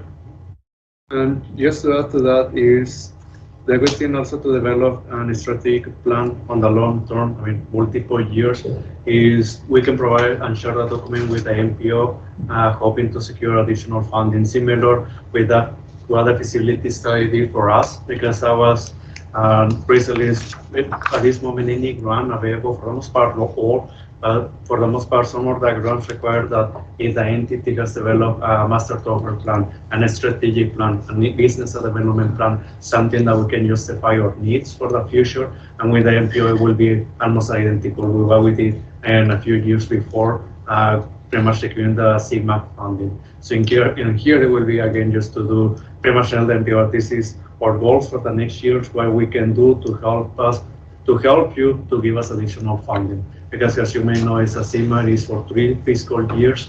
And of course, if we want to continue this, we have to provide additional information to the MPO that we are doing additional improvements, not only ones that we just mentioned about these laws, but we are planning to extend servers, so these are the constraints on the funding. Yeah, So it's just like a strategic plan. I'm glad you brought that up, because it's a living document that we can always change, add, subtract, so it's a very good point. And just to answer your question, Mr. Medina, I'm not aware of any specific requirement that we have one, but as you heard from staff, I think it's a best practice and something that's required, but not a requirement as far as I'm. Okay, thank you. Sir. I do have a quick question. Expenses like this would come from the contribution that each municipality does every year, or it would be considered an additional contribution for things like that? It's a nice segue to the. Yeah, depends. So Annette's paying for it? Yes. Well, no, I think we thought that would be part of the contribution that's being provided by the municipalities. And so when we move into number 7, that was a question that had been raised by Sergio in terms of if you all were to want to go forward, do we have the funding? And so we will start issuing the invoices since we have agreements already solidified to the entities. And just last night, City of San Rosario, and then we also have El Paso County. So we will be receiving the funding, but that's where the money would be coming from. And just so you all know, 6 and 7 are really related. It just depends on how you want to do it. You want it to be a task order from the county under task order 4. Seems like that's not really an option. A new task order between the county and TTI, or you wanted it to be an agreement between you all, EPATS and TTI. But I do think that, one, you've already given Michael direction as to what you would prefer to see happen, and now you're asking for an estimate, which is what we would need to, Annette and I would need to know what the estimate is before we can even recommend that it be something that come directly from EPATS, or that maybe talk to county staff and see, what the better entity it is to carry out the agreement. But once we have that information, I think we are going to come back and ask you, do you want it to be an agreement directly between EPATS and TTI? Or, up until now, your relationship with TTI has been through the county, an agreement the county has with TTI. But now that we are having funding coming in, you can start entering into agreements, through EPATS directly. So, do you want to read in number 7? Okay. Moving on to agenda item 7 would be to discuss and take appropriate action on a letter of agreement with the Texas A&M Transportation Institute to prepare a 5-year financial plan. So, do we have to vote on both of them or just number 7? Actually, Chair, I don't, and staff, correct me if I'm wrong, but I think if you give us direction, that suffices. I don't think we need action because we're not ready to enter into an agreement with them, either or even a task order. It was just, did you want a 1-year financial plan for 2025, or did you want a 5-year financial strategic plan? It seems like the consensus is that you would want to receive an estimate from TTI as to how much it would cost to prepare a 5-year strategic plan, a living document that they could show to MPO and, kind of be a strategic plan. And then once that information is received, then I think we can just actually have the conversation as to how do we formalize the contract. Are you all okay with a 5-year? I guess I just have one question. So if the board decides to go in contract with TTI, we would treat it just like a local government agreement. So there's no procurement questions. Well, that's actually a really good question. And so depending on what we finalize in terms of who's going to pay for it, right? Is it going to be the county or us? If it's us, I think we are going to want to emulate the master agreement between the county and TTI, which I suspect is probably an interlocal. Yeah, yes, and we can do interlocals. So that would be the avenue, and we would not have to do procurement or any of the other. So we'd be shifting from the county to Yes. the LGC. Yes, sure. Okay, so I think we have we all agree on the 5-year. Yes, it's a consensus. Yes. Thank you. Well, to get an estimate, right? To get an estimate. Yes. Okay. Yes. And yes, and we're happy to do that. And I would just want to make sure that I say that it also doesn't have to be us, right? But we're happy to help. So we'll put that together. Thank you. Thank you. Okay, so moving on to number 8. This is to discuss and take appropriate action to exercise the option to extend public relations services consulting agreement between EPATS LGC and Barracuda Public Relations LLC for a 1-year period starting October 1, 2023 and ending on September 30th, 2024. And the reason behind this request is because we're not necessarily on the timeline that we had established when Barracuda came on to serve with the scope of work that had been presented to them. So if we do not make this extension, the agreement will expire September 30th. So we're asking for the option for 1 more year to allow them to finish up that work. And then if there's additional work that you all would like to do with Barracuda, you already have that contract ready to go. But we're not asking for more money to go towards Barracuda. We're asking for the contract to be extended to have them finish up the work that they've started so far. And we do have Mr. Edwali here from Barracuda in case you have any questions for him as well. So it's just time. Yes, sir. So at the last meeting, we agreed to take another 30-day kind of pause to look at the items that came to the board last time, which was the names and the mood boards. That did delay our timeline by 30 days. And then we don't want to be in a situation where we're rushing y'all for a decision that you're not ready to make because the contract's about to expire. So by doing this, it gives us that time to have those discovery meetings with you, those conversations, and really have that dialogue to produce a product that you guys are proud of, instead of something that time dictates us to kind of run through. Okay, I'll make the motion as delineated in item 8. I have a motion, a second. Any further discussion? All those in favor? Aye. Any opposed? Motion carries. Thank you. Okay, so the next agenda item is another big one. This is to discuss and take appropriate action on branding efforts presented by Barracuda. And so let me go ahead and pull up their presentation for you.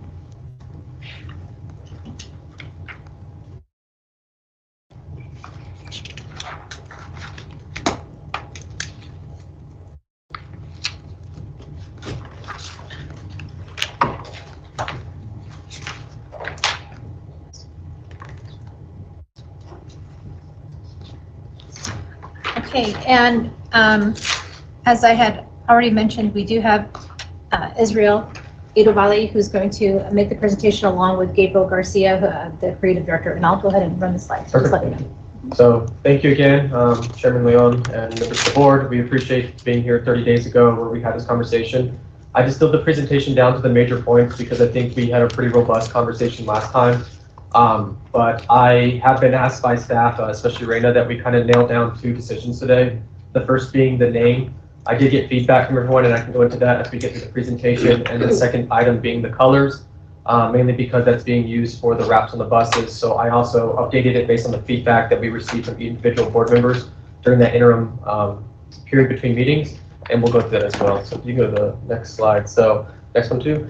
So I just want to kind of go back where we are, how we started. You can go to the next one. Thank you. So we started engagement. I think the first meeting we went to was back in April when we started having these conversations.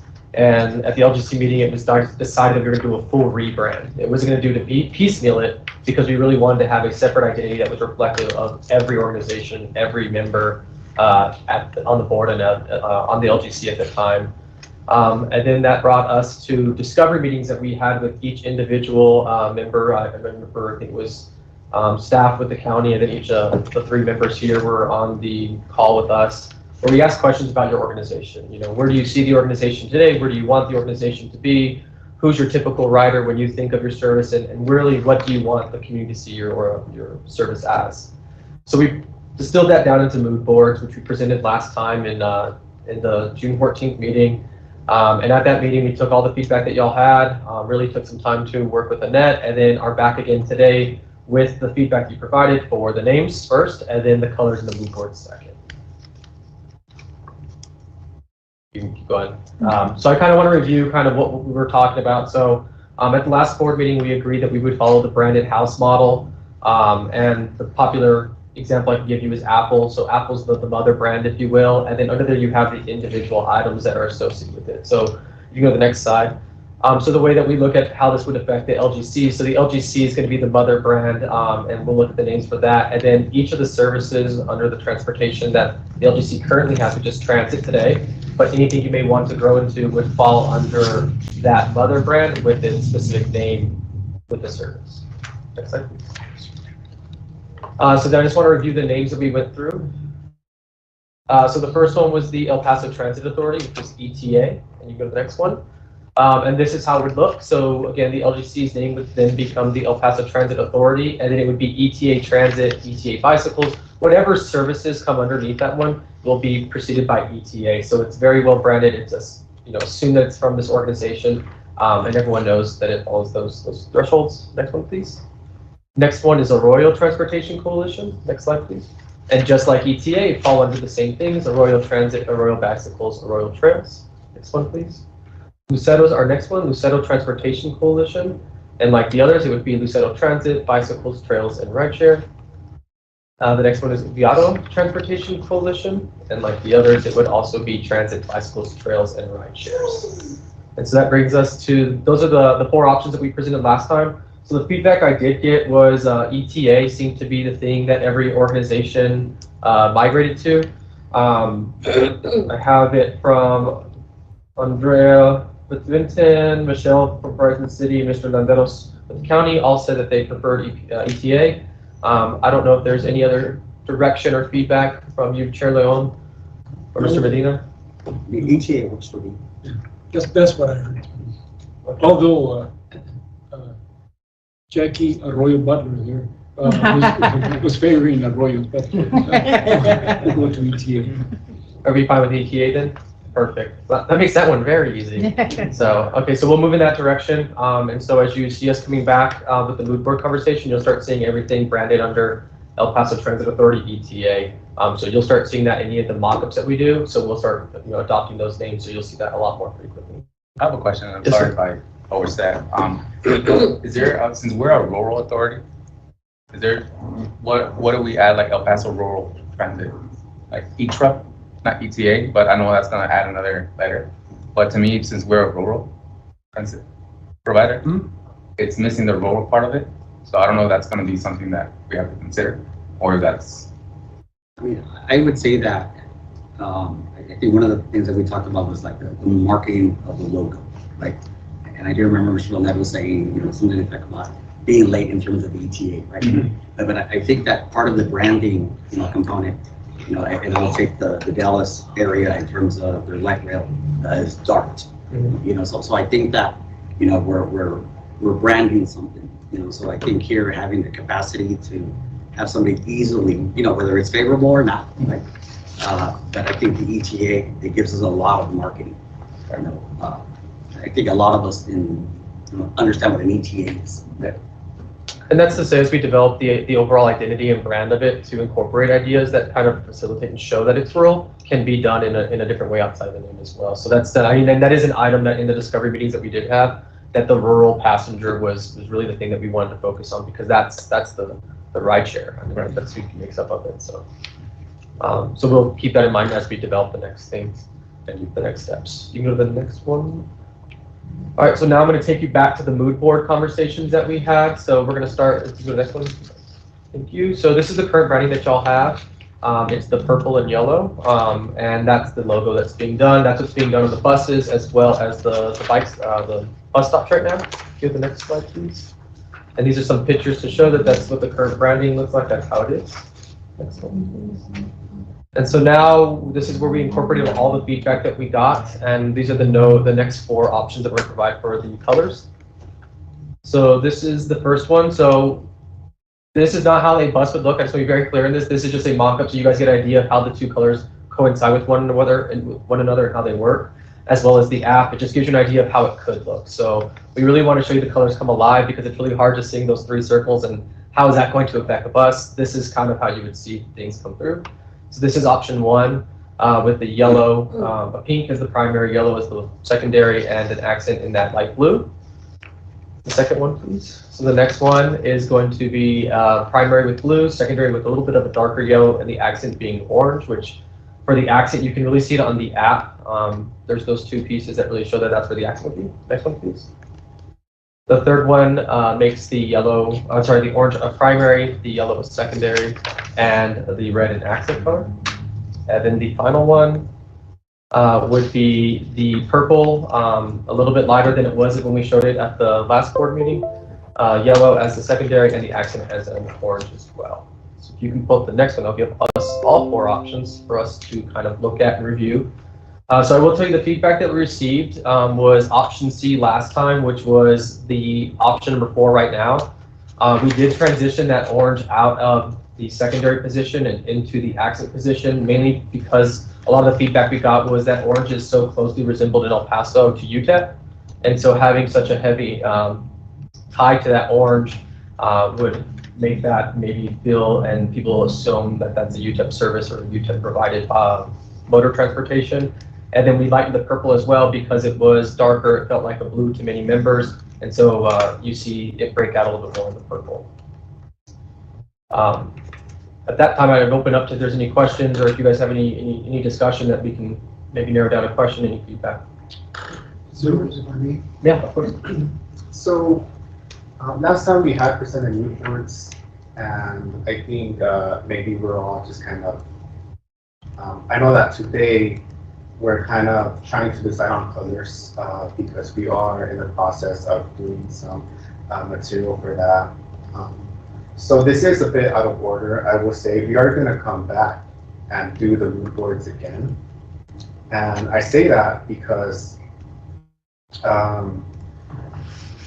there is kind of like a certain process that we like to go through that we feel is correct. And so because of that, we will be, after this, going back to some discovery and mood boarding once again. So you will see mood boards once again with our feedback that we've gotten so far. And that's just because we want to make sure that we do this correctly.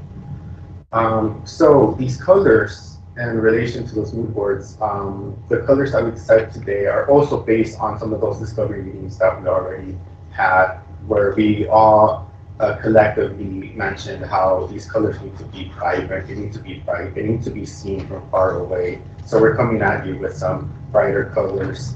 And we also talked about the color wheel and where our kind of, not competition, but where are the people that operate in the same space of us are found on that color wheel and where we could exist in that color wheel. So all of these colors are kind of based on all of these kind of important themes to kind of consider. So I don't want you to feel like any of these is a bad choice. I want you to feel confident in picking any of these because they are backed by just some of those, some of that strategic thinking. I know we said mood board several times, and that we say it a lot in our space, but that's essentially, it's a board that will show you what you want the mood, the vibe, the feel to be of your organization, and that was really what the purpose of that was. I'm not good with colors. So, board members, I don't know.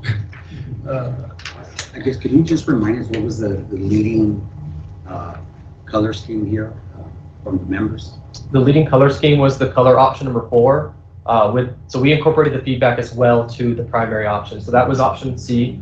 And the biggest feedback we got was that it was so similar to UTEP that we needed less orange to be used, and then we needed to brighten the purple because it looked too dark, close to a dark blue. And so we lightened the purple, and then we moved the orange to an accent instead of the secondary color, which is why you see less orange. I personally liked the previous purple. But, you mean the current one? no, the one. Annette, can you go 3 slides down, I want to say? After this one? Yeah, if you, no, the other The other way. way. Yes, ma'am. You can, again. Here we go. So that's, there you go. C's the original one right there. It's small, I apologize for that, but that is the original one. So there was a lot of orange being used in that one, and then that purple was, I don't know if it was because it was printed out. I know we had a problem with it being printed out versus the screen and it looked dark blue.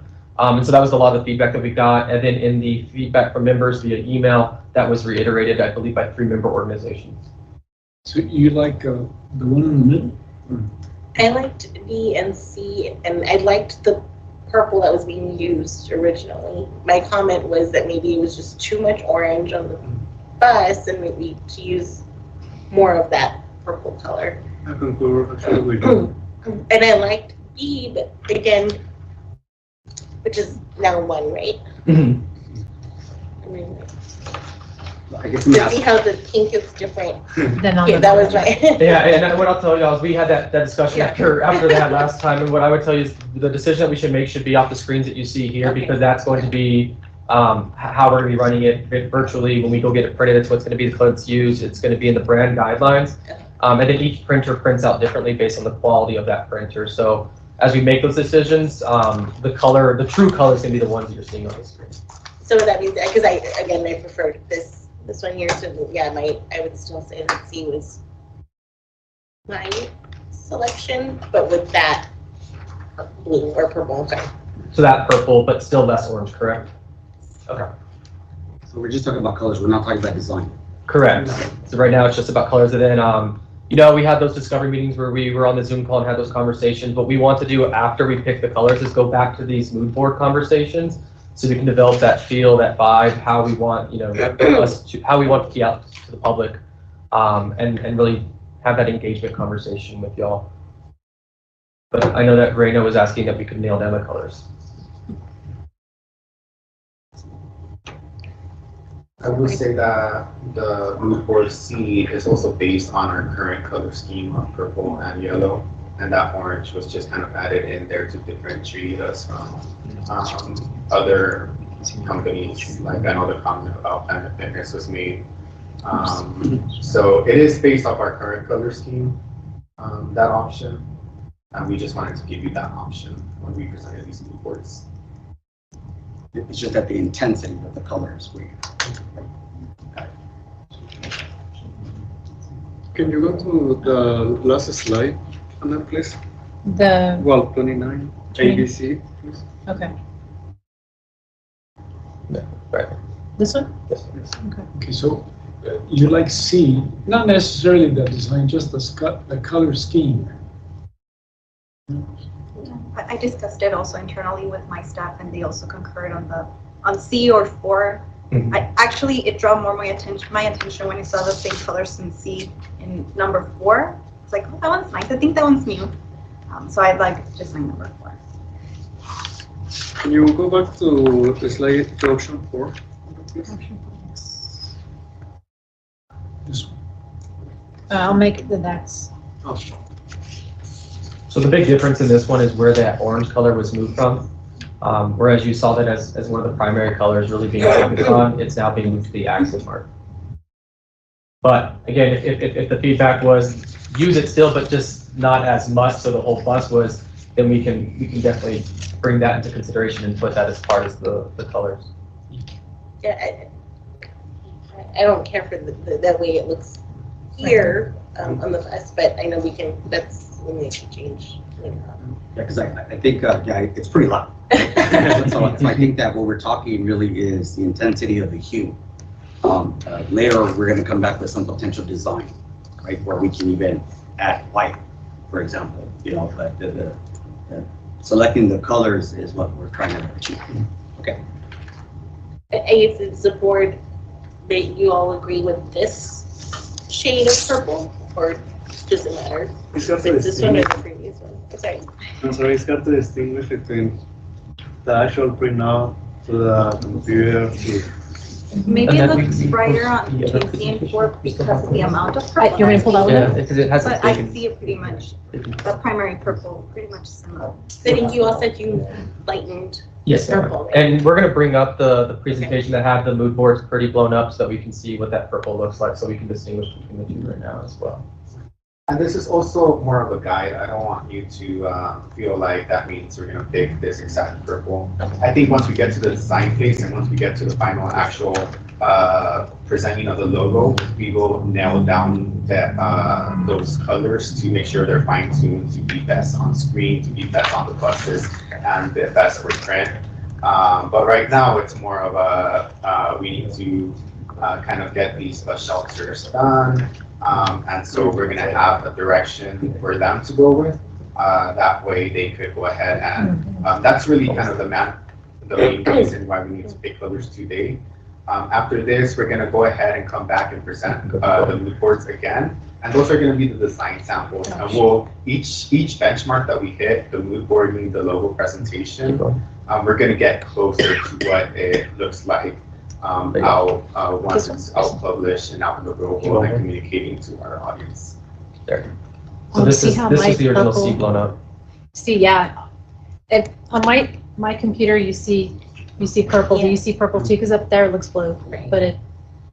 Actually, personally, I like actually the combination of those two colors. But yes, mostly how on the computer seems. There's a little bit more purple here. It looks a little bit more blue. Yes, I think that the recommendation it was also not to utilize so much of the orange because we don't want to be tied into Utah. Although they are important part of the community, but this is just now the LGC. So Michelle, well, I will leave it for everyone's vote. So from the color palette, option 1 to 4, any recommendations? I'm comfortable with that recommendation. I guess with seeing the big yellow truck, it just throws me off. Yeah, and I think that's where, we started building that bias, right? Because when we see that and we assume that's the final product, that I think it's just to illustrate the contrast of the colors. But I think that if the body decides to go with a particular color, I guess the question here is that based on the design is what we would kind of look at, how we would, have that mix. Yes, sir. And so But I'm fine with the color scheme. Okay. Great. You have a. So number 4 is okay.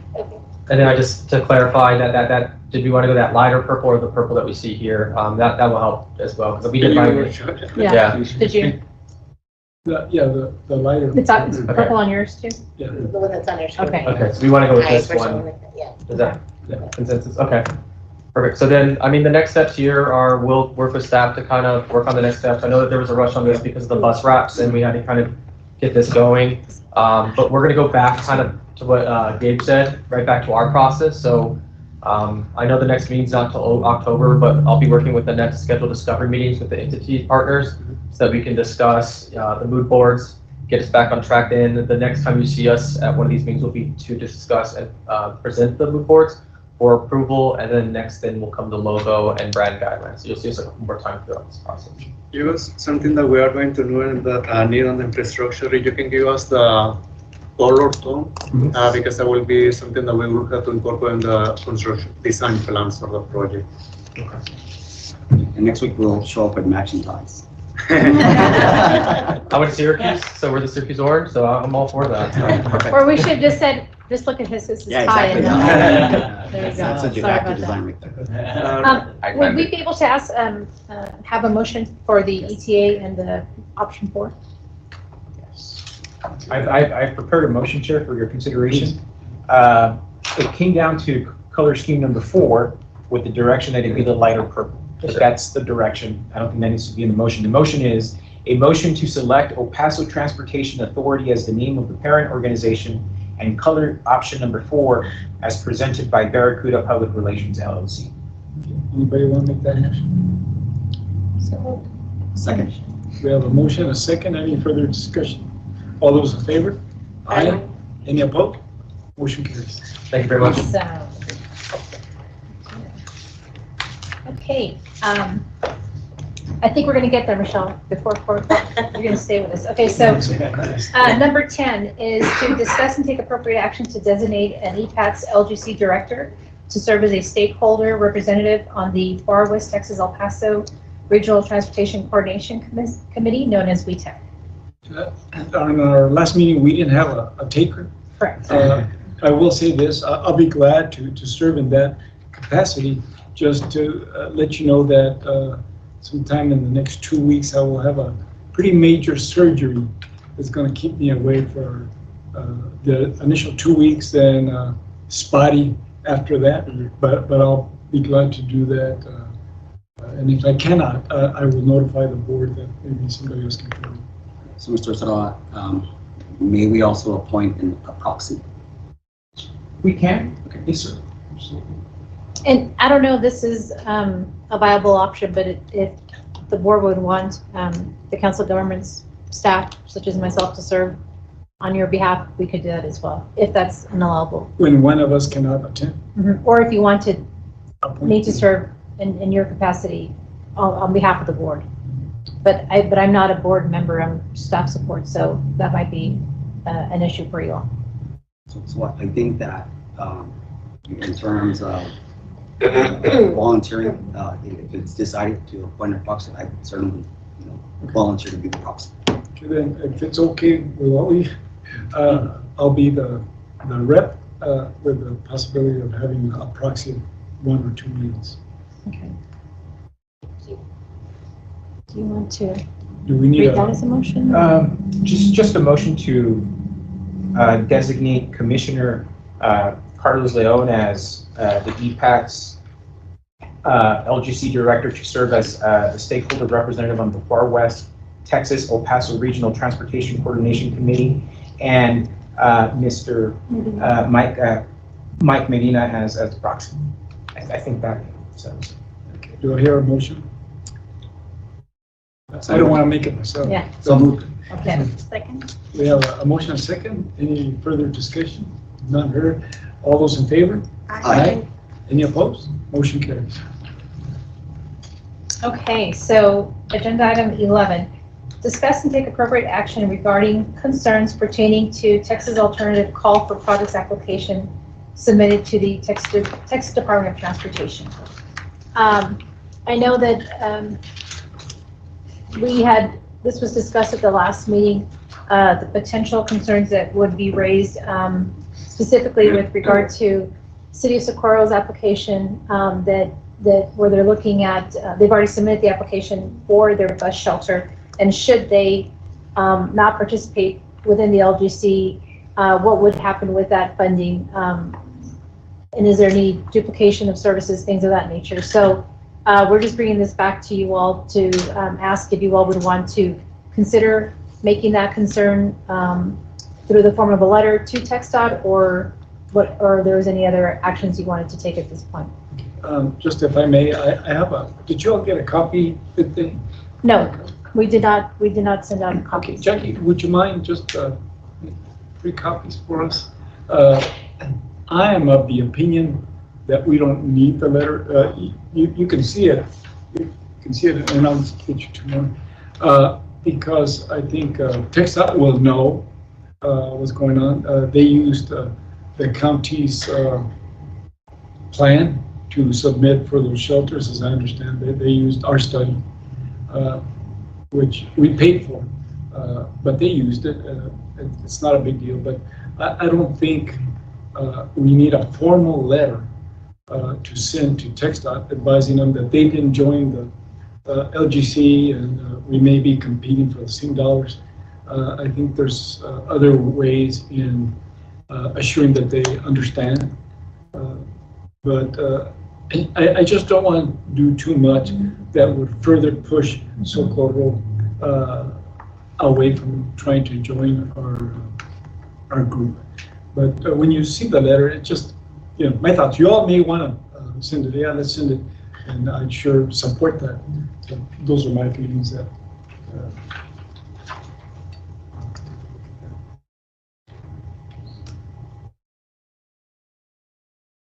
Just for general information, this for all the members, just to go back a few months ago, there was an application on TxDOT Transportation Alternatives Program where most of the municipalities will participate, including the county.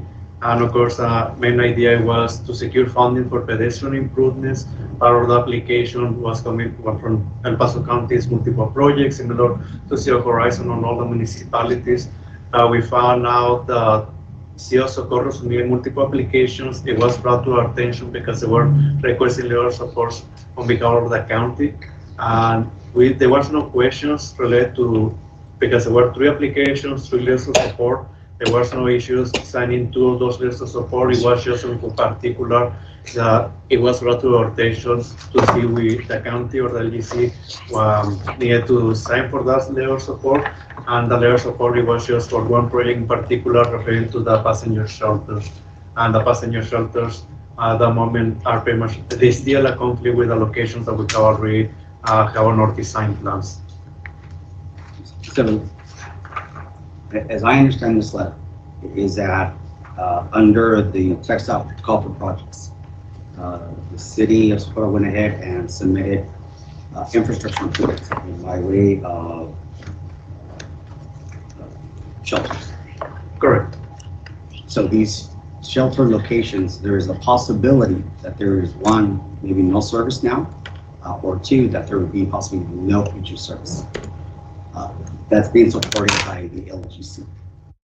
So the train of thought is that we're building the infrastructure, right, in terms of the bus stop. So is the city of Socorro going to provide its own transit service? I think that's their goal. Okay. So you can potentially, I guess in fiscal year 2024, right, for this call? Yes. So with the construction and all that, so potentially these shelters will go up within fiscal year 2025. However, there be still no service. Correct. Yeah, that's it may be a possibility. The other possibility is from those locations that they are proposing with their jurisdiction, the county, the LGC, we already have the design plans for those shelters. Pretty much we are doing almost the same locations that they are proposing. So at the moment it will be, if probably we go for construction, we will have to still inform them that at this location, as well already is under construction, there's no need for you to design this location in particular, but you will have to propose another location. Because TxDOT will say, well, why we are paying for a location here if it's an existing location. I know there is one of the concerns that we have, and we want to just inform TxDOT that those locations were, that was the thought that to inform TxDOT those locations that they are proposing within that grant, the TxDOT already found those projects, and hopefully within the next month we are going to begin construction, of course, on multiple phases. And they're also, just for your information, I think they have their city council meeting tomorrow. I saw Commissioner Orguin will be addressing the council meeting. There is there's been some misinformation being put out. So she wants to make sure the record's set straight and they understand fully the direction that they're going in and that their public understands the options that they had with joining the LGC. The biggest option is, of course, being at the table to make decisions for their own municipality. You've read the letter and you know my feeling on it. Any discussion? I have a question. Has the county sent a letter saying, I would be concerned if another agency was using plans that Horizon had prepared. Has the county reached out to TechStat to let them know at least that part of it? No, formally. It Okay. was at this moment just informal conversations because when a meeting that we have with TechStat with a group, that is reviewing those applications, they asked the county, because I know that you provide service and we inform them well now it's LGC. We explain that everything that has been done. We explain those shelters. Yes, they are in our system.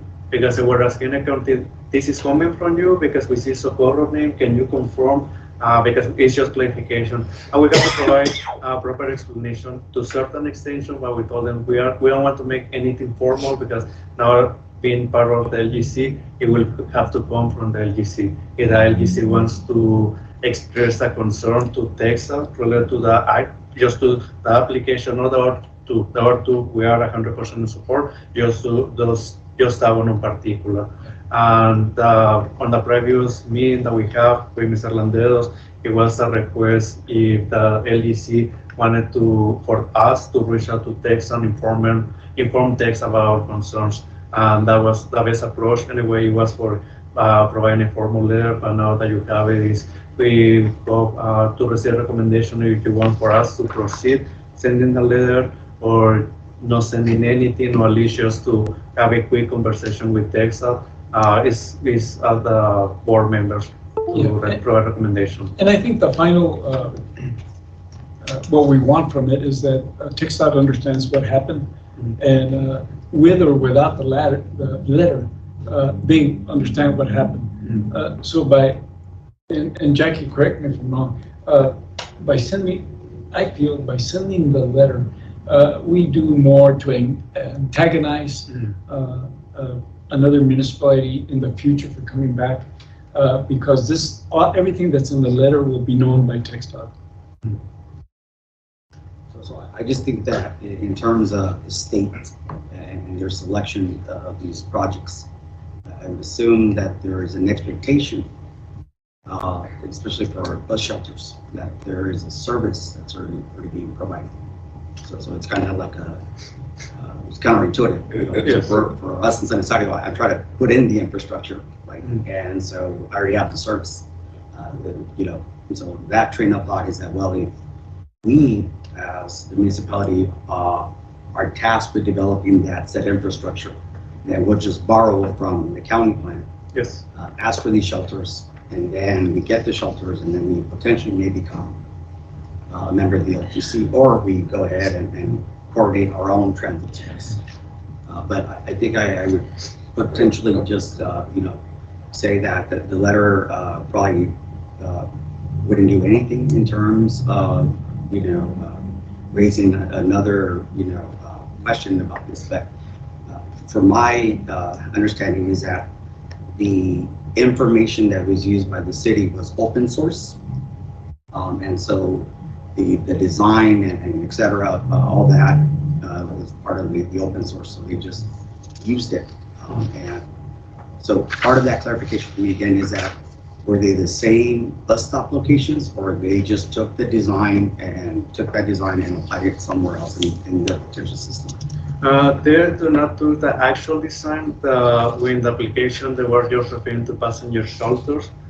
Then provides the exact details and the depth of understanding. I was concerned that what they were saying is saying that they are a transit provider, which at this moment is untrue because they are no part of the LGC. One second is that most of them, as mentioned, is 90% of the shelters that they were proposing are the exact same locations that the LGC is proposing. as I mentioned, we will not have any issues because we understand the point that we can say, okay, where's the chicken or the egg? Probably they say, no, let's build the infrastructure and then we provide our own service. The LGC will not have any issues. That is their decision process by all means, but that concern lays where they cannot say that they are a transit provider when they are not at this moment. Second is that the passenger shelters are in conflict with another funding source coming from the state. And pretty much that was the main thing overall. Is just to inform the state just why is regardless of if they provide service or not. But the main thing it was for Texas to be aware that, hey, just be careful because just inform Socorro that you are already paying for these locations, so that if they can move to pretty much crossing the street, we will not have any issues. Or pretty much crossing the block, we will not have any issues, or moving the shelter. So on the letter, I just want to make sure that everybody's on board now. No letters.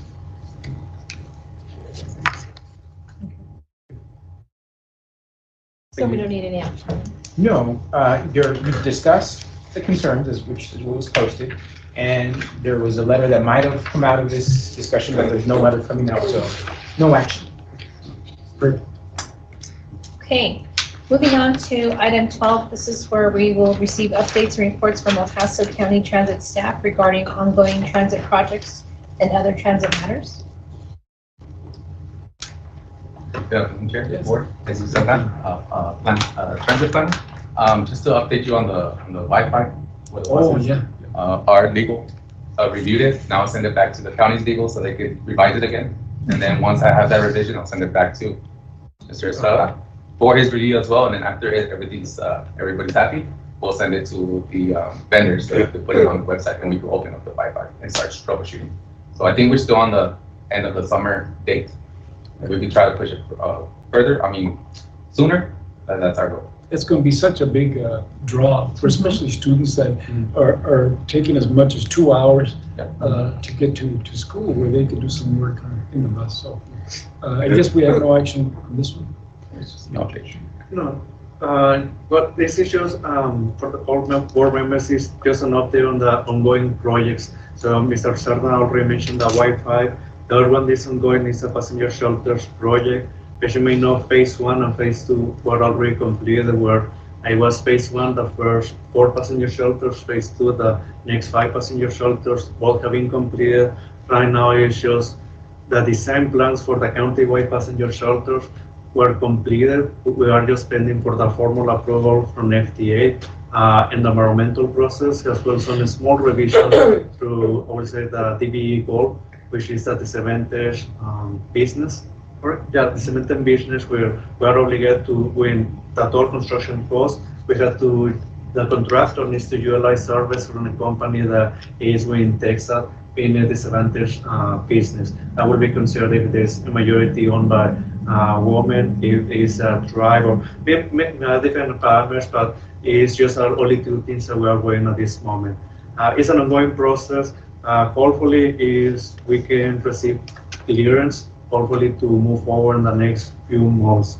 At this moment, it's just waiting for the FTA. So based on the passenger shelters, for TTI task orders, for the most part, all of them are ongoing.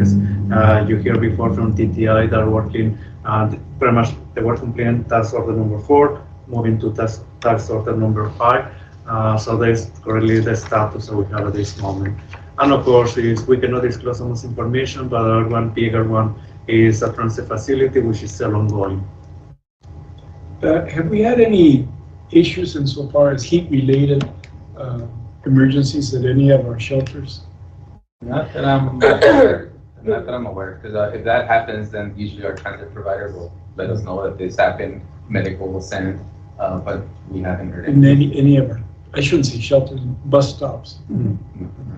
No, actually, I was doing some field inspection today on the passenger shelters, and I feel really happy that people were inside the shade, because I will imagine with this heat, the last year they will be waiting pretty much under the sun, no covers or anything. Here with an umbrella, but right now we are providing a safe area for them to wait for our buses. And that was 3 people, so actually it was on the Horizon passenger shelter next to the Public Works Department. So we feel happy that are being utilized properly the first night, and hopefully once we complete design and the construction phase or the all of it, they will be there for the community for that rider.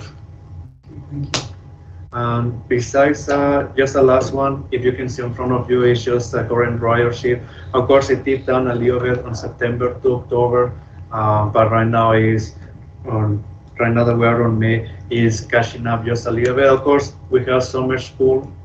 Well, we have the school that ends in a few months and it's about to begin, and I believe already this month. No, this is May. Well, we don't have that data. We are waiting for that data, but I know that after May is for the most part the beginning of summer vacations, and hopefully we will be able to provide that to all of you shortly. Probably on the next board meeting on October, we will be able to provide the most recent months.